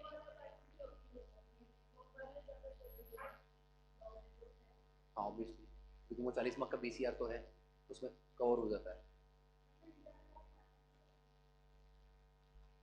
इंटर में तो चेंजेस है, फाइनल में भी चेंजेस है, डायरेक्ट पेपर कम हो रहा है। वो फाइनल के लिए है, वो अब तक अप्रूव नहीं है, पर वो बस उन्होंने बोला कॉन्स्टिट्यूशन, साइकोलॉजी, वो सब आया है पर वो सब न्यूज़ में अब तक फाइनलाइज नहीं हुआ है वो, ऐसा। वो फाइनल के लिए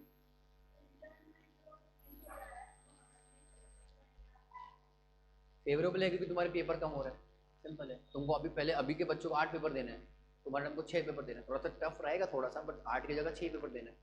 फाइनल वालों को भी वही 8 की जगह 6 पेपर देने हैं। तुम्हारा आर्टिकलशिप 2 साल का होगा, उनका 3 साल का है। अगर तुम जॉब करने वाला तो 2 साल का आर्टिकलशिप काफ़ी है, 1 साल बच जाएगा तुम्हारा, तो वो फेवरेबल ही है ऐसा। पर नेगेटिव, और हर पेपर में एमसीक्यूज आएंगे अभी। अभी अभी इंटर और फाइनल में बस चार चार पेपर में ही थे, टोटल टोटल 8 पेपर थे इंटर में, उसमें से 4 पेपर में ही एमसीक्यूज थे। अभी हर में आ जाएंगे, हर एक में, पर नेगेटिव मार्किंग भी आएगा तुम्हारा। हाँ एक रहेगा शायद फाउंडेशन में, आई थिंक 50% पासिंग क्राइटेरिया करे शायद, 50% करने वाले हैं ना पर सब्जेक्ट ऑल्सो, नॉट जस्ट 40+50, हर एक में 50 तुम्हारा, ऑल ओवर तुम्हारा 50 रहेगा। तो थोड़ा सा टफ हो जाएगा पर, बट कैसा है ना, टफ रखा तो फिर वो उसका वैल्यू रहेगा। लोग क्या कंप्लेंट कर रहे थे कि आपने फाउंडेशन बहुत इजी कर दिया है और फाइनल बहुत टफ है, मतलब बच्चे कब लेके आओ तो फिर अड़का देते हो, छोड़ते नहीं हो 25-30 साल तक, मतलब ऐसा मतलब होता ही नहीं उसी है। तो उसने उन्होंने फिर बोला कि हम लोग थोड़ा एंट्री लेवल ही टफ कर देंगे, मतलब हो रहा है तो ठीक है, वरना तभी तुमको टाइम मिलता है, तो कुछ और करना है तो देखिए ऐसा। वरना लोग बहुत सारे लोग इंटर में अटक जाते हैं, फाइनल में अटक जाते हैं, वैसे देखिए ऐसा, तो वो नहीं चाहिए अपने को। और अभी बाकी के भी कोर्सेज है, ACC है लगभग, और कुछ ना कुछ रहेगा, तो लोग फिर वो भी तो उसके भी सोचते हैं ना कि वो करे क्या मुझसे बेटर, तो वैसे भी पॉसिबल है। तो जब वो आएगा नोटिफिकेशन तब देखेंगे। तुम्हारे लिए तो एप्लीकेबल नहीं है अभी फाउंडेशन के लिए, इंटर के लिए तुम नए सिलेबस में ही जाओगे 2024 के लिए।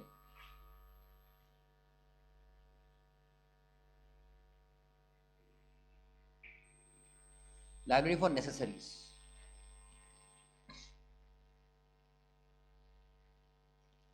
Library for necessaries,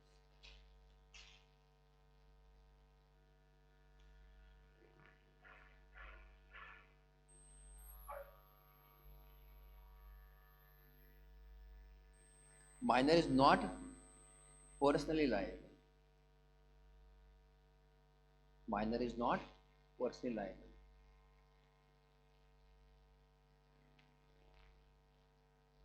minor's property is liable, minor's property is liable।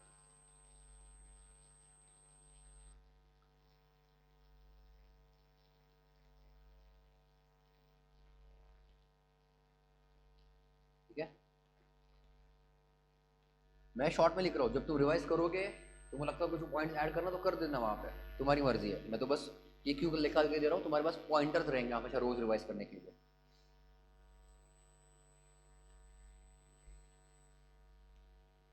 Six,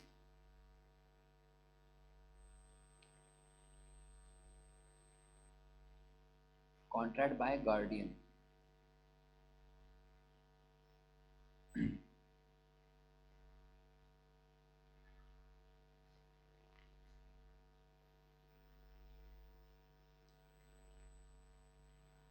Contract by guardian on behalf of minor is valid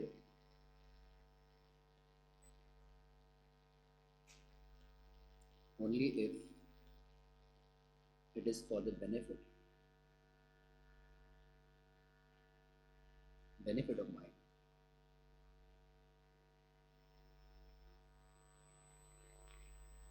Only if it is for the benefit of minor.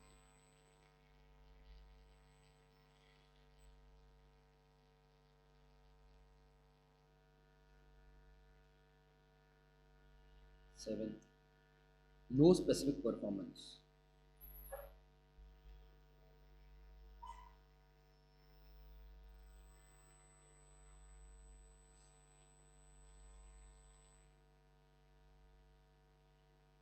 जिसमें कुछ है नहीं explain करने जैसा, हम force नहीं कर सकते कुछ भी काम करने को, इसको माइनर का। There can be no demand from minor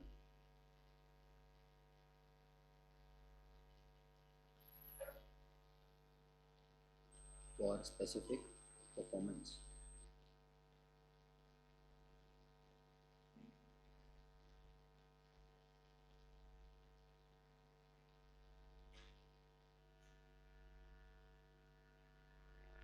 No insolvency.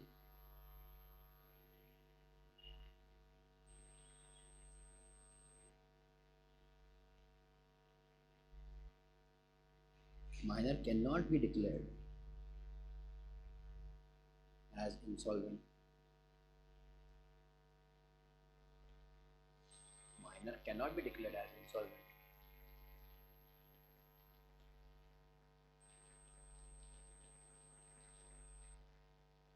since they are incapable of contracting debts.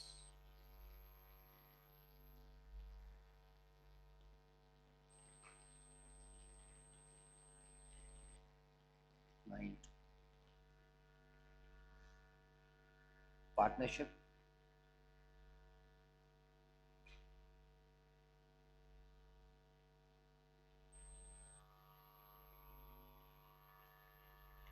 minor cannot be a partner in a firm but can be admitted to benefits of the partnership.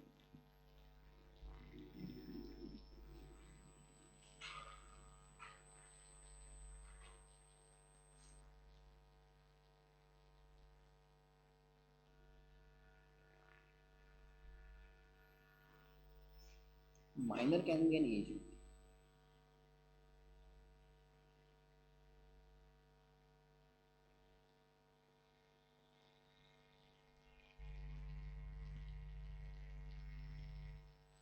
Minor can be an agent.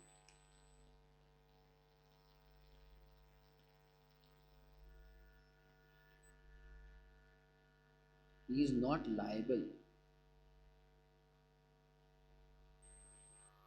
to the principal.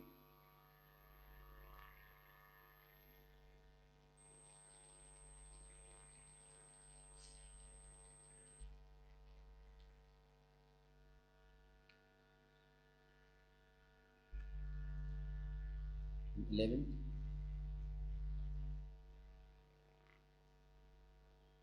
minor cannot bind parent or guardian.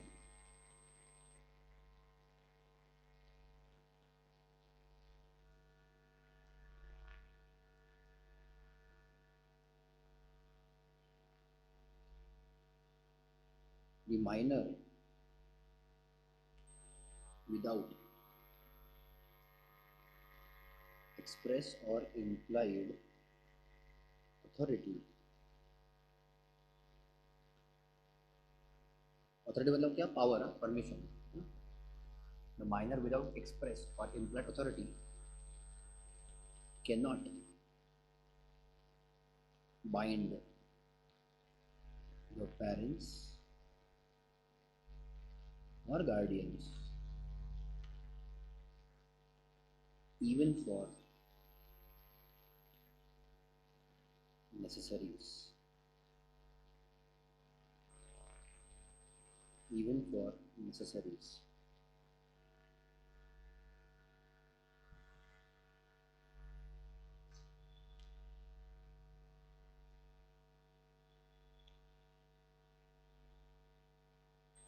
Well, joint contract.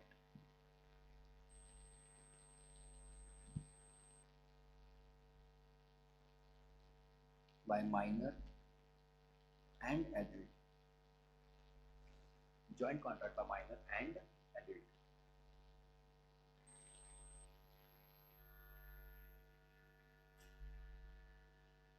The adult will be liable on the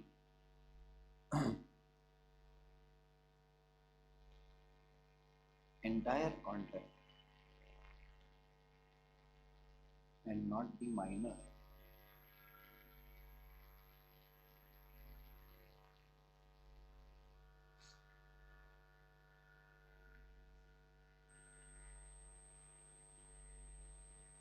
Surety for a minor valid है ना?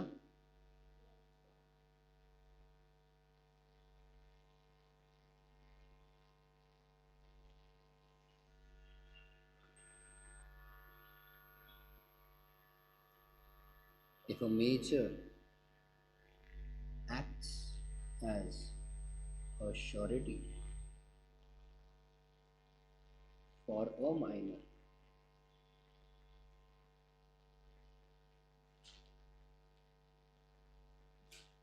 then the major is liable.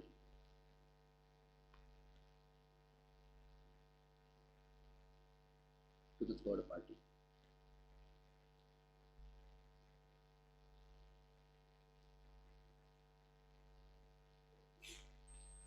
The major is liable to the third party.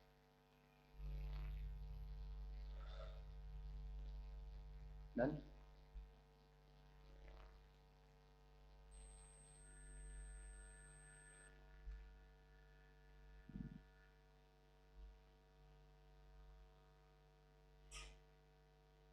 Minor as shareholder.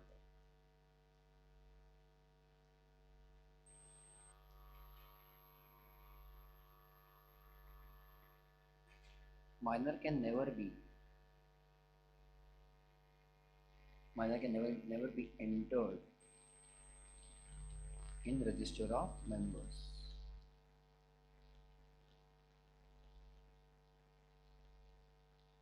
Since incapable to contract. Since incapable to contract.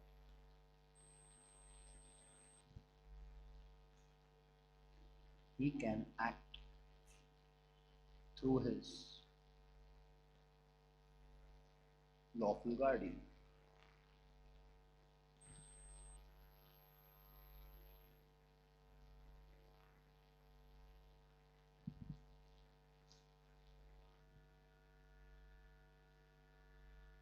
Lastly, liability for torts.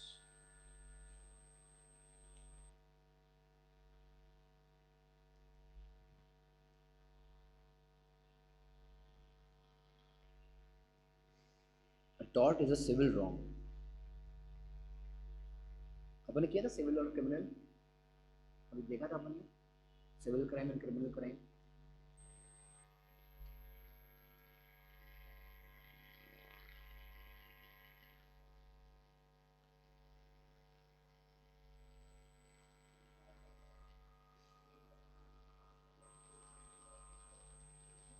वो compoundable और non compoundable बोलता हूँ। Civil tort is civil wrong, a minor is liable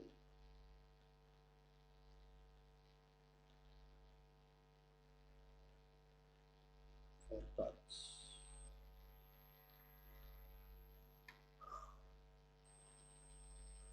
A minor is liable for torts.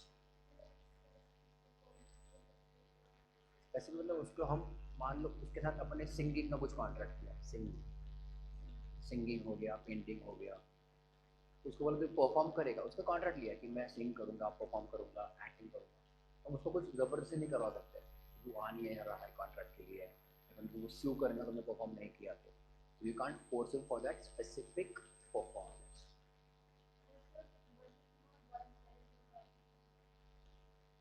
मतलब उनके behalf पे कुछ खरीद नहीं सकता, मतलब खरीदा उसने माइनर ने और बोला मेरे पेरेंट्स पेमेंट कर देंगे, that will not be binding, the parents will not be binding.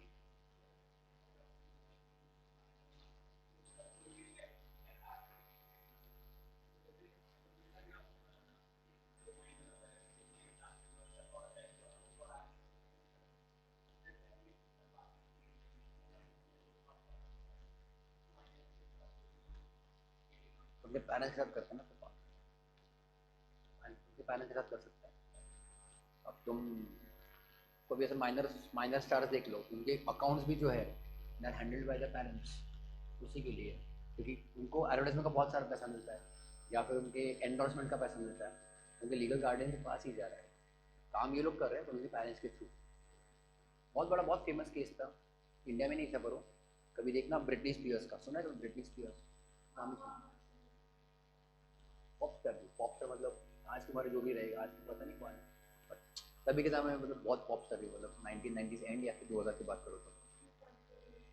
हाँ, तो वो इतनी बहुत पैसा था उसके पास और वो बहुत फेमस थी, पर उसके बिहेवियर क्या बोलते हैं उसका सोशल बिहेवियर जो था ज़रा सा खराब होते जा रहा था, मतलब ऐसा लग रहा था कि वो स्टेबल नहीं है, स्टेबल नहीं है।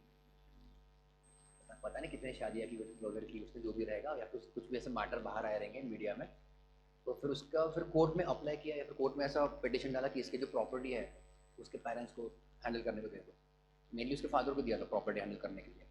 आई थिंक अभी कितने 10 या 15 साल हो चुके उसको, वो लीगल फाइट चल रहा था, तब जाके अभी कोर्ट ने बोला कि हाँ भाई एटलीस्ट भी उसको अपना खुद का प्रॉपर्टी खुद को मैनेज करने दो।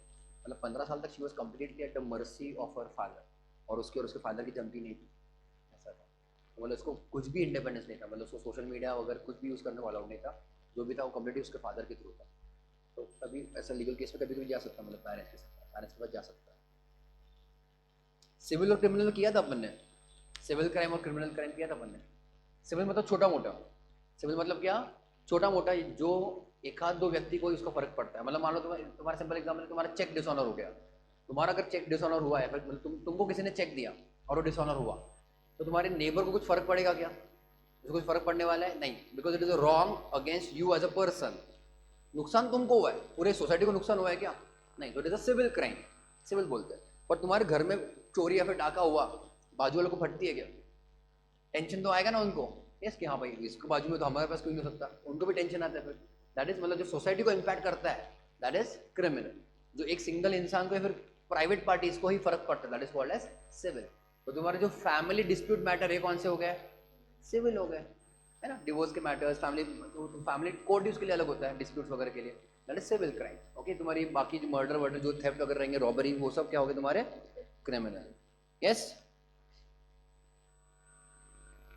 ये तुम्हारे दो खत्म करते हैं आज के लिए अपन, आगे का चलेगा। पहले तुम्हारा कौन सा था बच्चों? माइनर किया अपन ने, ठीक है। आगे बढ़ते हैं। Person of a sound mind, हम किसमें है अभी? Competency of parties, parties competent होने चाहिए। तो कॉम्पिटेंट मतलब केपेबल कब होते हैं वो? अगर वो कम से कम वो मेजर होने चाहिए। माइनर का सब देखा देख लिया मैंने, माइनर के साथ कुछ चलता नहीं है, तो मेजर होने चाहिए। दूसरा क्या होना चाहिए, पर्सन ऑफ साउंड माइंड, अभी हम लोग करेंगे वो, ठीक है। साउंड माइंड मतलब क्या, चेक करो section 12, a person is said to be of sound mind, okay, for the purpose of making a contract if at the time when he makes the contract is capable of understanding it and of forming a rational judgment to its effect upon his interest। मतलब जब वो contract कर रहा है पूरे होशो आवाज में कर रहा है या नहीं कर रहा है, अगर उसको समझ रहा है कि भाई मैं कॉन्ट्रैक्ट कर रहा हूं, ओके, तो उसका कॉन्ट्रैक्ट करने का क्या क्या क्या बोलते हैं, उसका इम्पैक्ट हो सकता है, इफेक्ट हो सकता है, देन बच्चों उसको समझ रहा है कि वो कॉन्ट्रैक्ट कर रहा है कि उसको फायदा है या नुकसान है, सही है गलत है, राइट। तो is capable of understanding and forming a rational judgement. Judgement मतलब क्या, उसका ओपिनियन, उसका एक पॉइंट ऑफ व्यू, एक रैशनल ओपिनियन और पॉइंट ऑफ व्यू। बट कब बच्चों, only the time of making the contract. मुझको बताओ कि नशे में होकर बच्चों कॉन्ट्रैक्ट कर सकता है क्या, हाँ, और अगर करता भी है तो भी फिर वो वैलिड है क्या, कर दे बच्चों से, नशे में है, पूरी जायदाद उसको सबको बांट दिया उसने, इसने जान मुझको पिलाया, उसको साइन उसका चाहिए ना, तो उससे साइन करवाया, बट होशो आवाज में कर रहा था वो नहीं। तो भले वो नॉर्मल इंसान है बट साइन करते वक्त was he of sound mind, no, because at the making of the contract या फिर साइनिंग इट उसको नहीं समझ रहा था कि उसकी कॉन्सिक्वेंसेस क्या है। कल सुबह उठा बच्चों, बहुत लेट उठा वो, है ना, और फिर उसको समझ रहा मेरी प्रॉपर्टी चली गई, दैट जो भी उसने साइन किया बच्चों को क्या रहेगा, इनवैलिड माना जाएगा। क्यों, क्योंकि is unable to that time understand the consequences of his actions.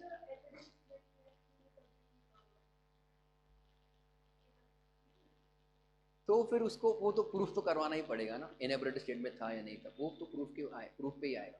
और वो जनरली ऐसा कब होगा कि वहां पे उसका नुकसान हो रहा है, मतलब 1 करोड़ की प्रॉपर्टी उसने 50 लाख में दे दिया अगर एग्जांपल के लिए, तो फिर कोर्ट उसके फेवर में वो डिसीजन देगी, या फिर कोर्ट बोलेगी हाँ यहाँ पे कुछ ना कुछ गड़बड़ हुआ था पक्के से, या फिर कोर्ट सामने वाली पार्टी को पूछेगी तुमने 50 लाख में इसको कैसे कन्विंस कर लिया, तो उसके पहले भी कुछ कम्युनिकेशन था, डॉक्यूमेंटेशन था, नेगोशिएशन थे या नहीं थे, वो फिर प्रूफ मांगेगी कोर्ट, ऐसा। तो जनरली इन दिस केस वो उसके फेवर में जाएगा जजमेंट कि तुम फिर से एक नया कॉन्ट्रैक्ट करो, ऐसा। तब तक क्या कोर्ट क्या करती, स्टे लगा दी, स्टे ऑर्डर, जैसा है वैसे रखो फिलहाल तो, ऐसा। और फिर टाइम जाता है कोर्ट में, फिर टाइम पास होता रहता आगे। अब ध्यान देना, अच्छे अच्छे एग्जांपल्स हैं, मस्त है, ध्यान देना, ठीक है। A person who is usually of unsound mind, उल्टा है बच्चों भी यहाँ पे, a person who is usually of unsound mind, मतलब हमेशा दारू पी के रहेगा ऐसे कुछ जनरली नहीं है, ओके, मतलब बस दारू पीना ही एग्जांपल नहीं, कुछ भी हो सकता है, उसमें मल्टीपल पर्सनैलिटीज रहेंगे और फिर कुछ भरोसा नहीं, मल्टीपल पर्सनैलिटीज हो सकती है, उसको समझता नहीं है कि क्या चल रहा क्या नहीं, so is usually of unsound mind.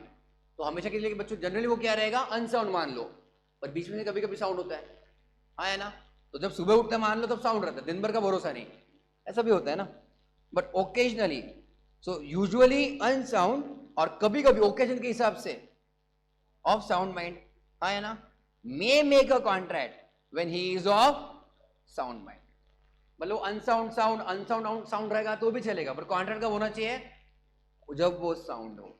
Similarly opposite, और पर्सन जनरली जब भी वो साउंड माइंड का रहेगा तो कोई प्रॉब्लम नहीं है, और कभी कभी बच्चे उसके दौरे पड़ते हैं, ओकेजनली ऑफ अनसाउंड माइंड मान लो, तो बच्चों को कब नहीं कर सकता है, जब वो अनसाउंड का हो जाए। तो उन्होंने बच्चों दोनों एंगल से दिया अपने को, जनरली अनसाउंड कब कर सकता है, साउंड है, और जनरली साउंड पे कभी कभी पागल हो जाता है, तो कब नहीं कर सकता, जब पागल हो जाता है, हाँ या ना, क्लियर। तो इंपॉर्टेंट बच्चों यहाँ पे सबसे इंपॉर्टेंट वर्ड यही है, at the time when he makes the contract, मतलब उसका इंपॉर्टेंस ऐसा है कि ये टाइम के पहले और ये टाइम के बाद वो अनसाउंड हो सकता है, उसका कोई प्रॉब्लम नहीं है, but at the time of making the contract वो क्या होना चाहिए, कंपल्सरीली साउंड होना चाहिए। तो underline the word at the time when he makes the contract. आगे बढ़े, example, a patient in a lunatic asylum, मतलब क्या, मेंटल हॉस्पिटल,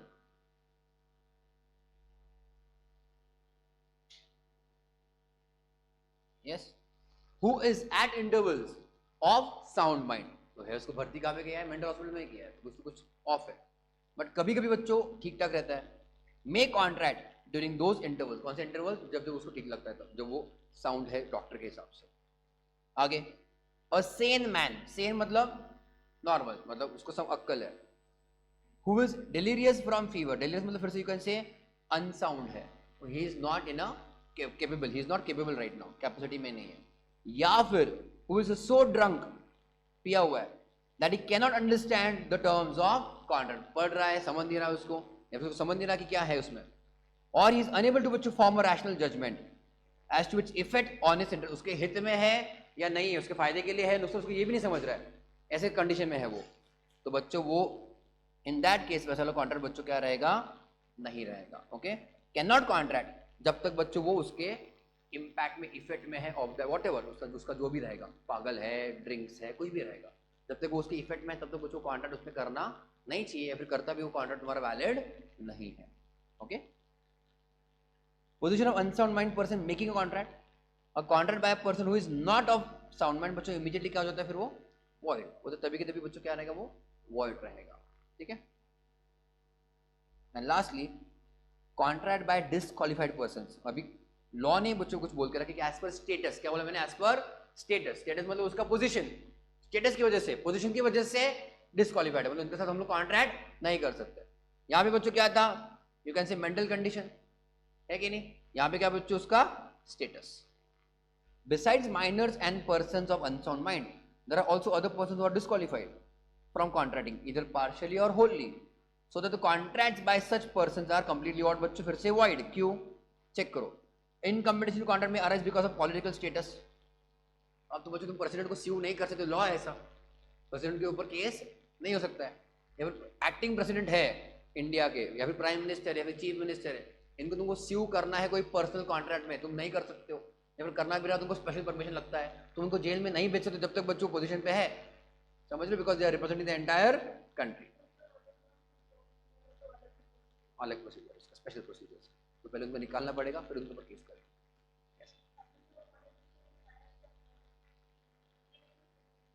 प्रोसीजर अलग है, पर अगर वो ऑलरेडी मतलब कोई डेजिग्नेशन पे है तो मतलब ये बहुत लिमिटेड जगह पर है, मतलब chief minister, prime minister, president, इसके लिए हर एक member of parliament generally directly नहीं रहेगा ऐसा, बट स्पेशल तुम्हारे स्टेटस वाले हायर पोस्ट हर एक मेंबर पार्लियामेंट में नहीं रहता, बट प्रेसिडेंट प्राइम मिनिस्टर के लिए है।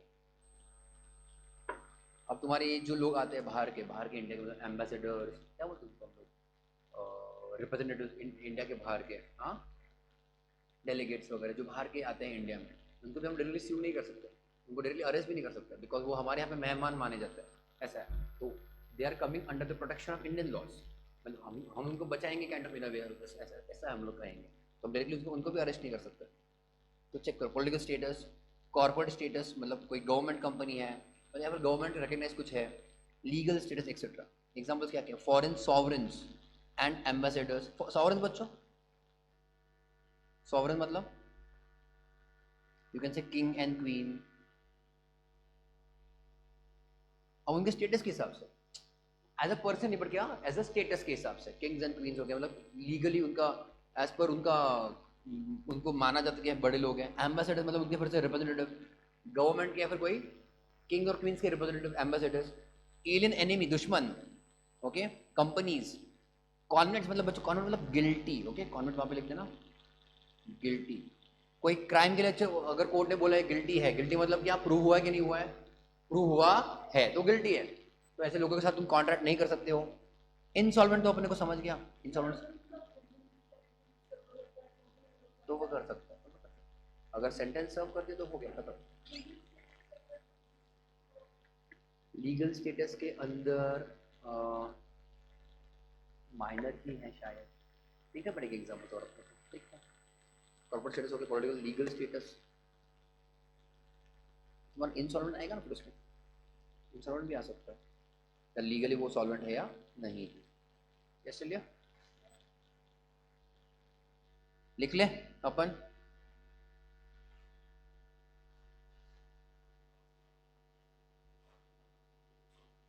Second category,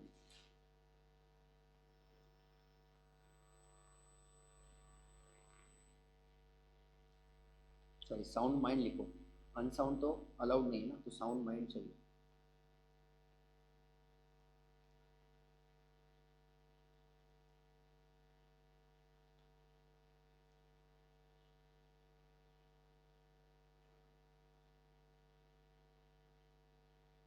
Section 12.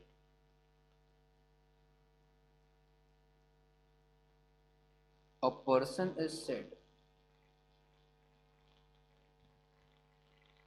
to be of sound mind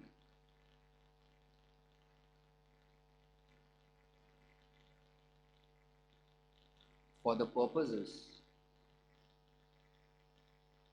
of making a contract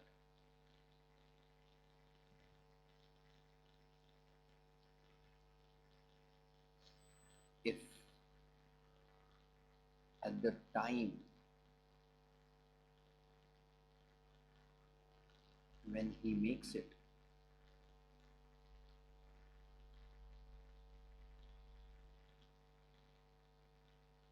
is capable of understanding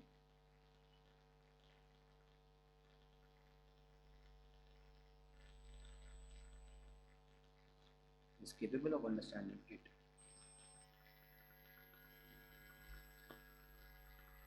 and forming a rational judgment.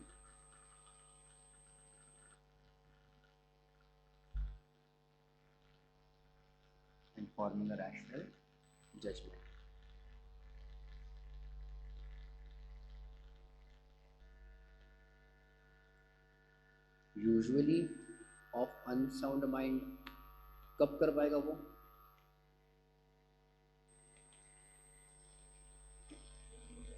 Correct. May make contract when he is of sound mind. और usually sound mind का रहेगा तो can not make when he is unsound.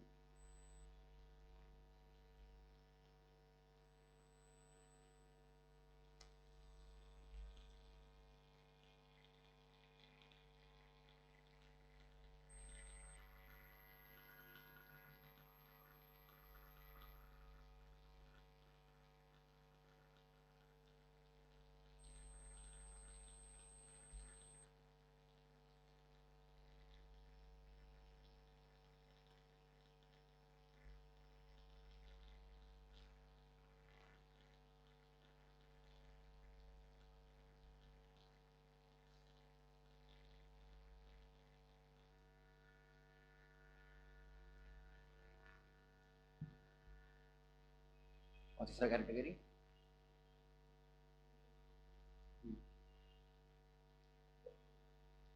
disqualified persons.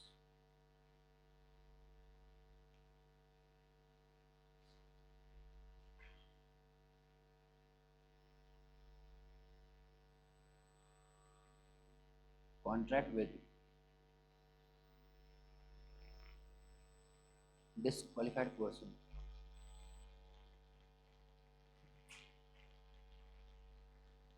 due to their status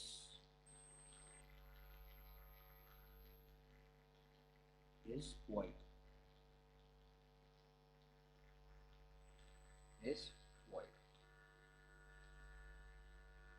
Example: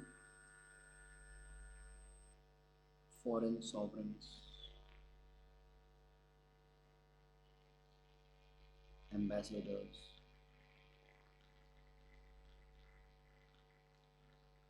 enemy, convicts,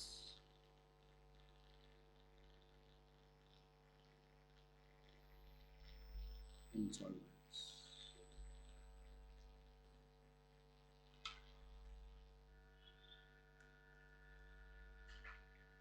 ठीक है?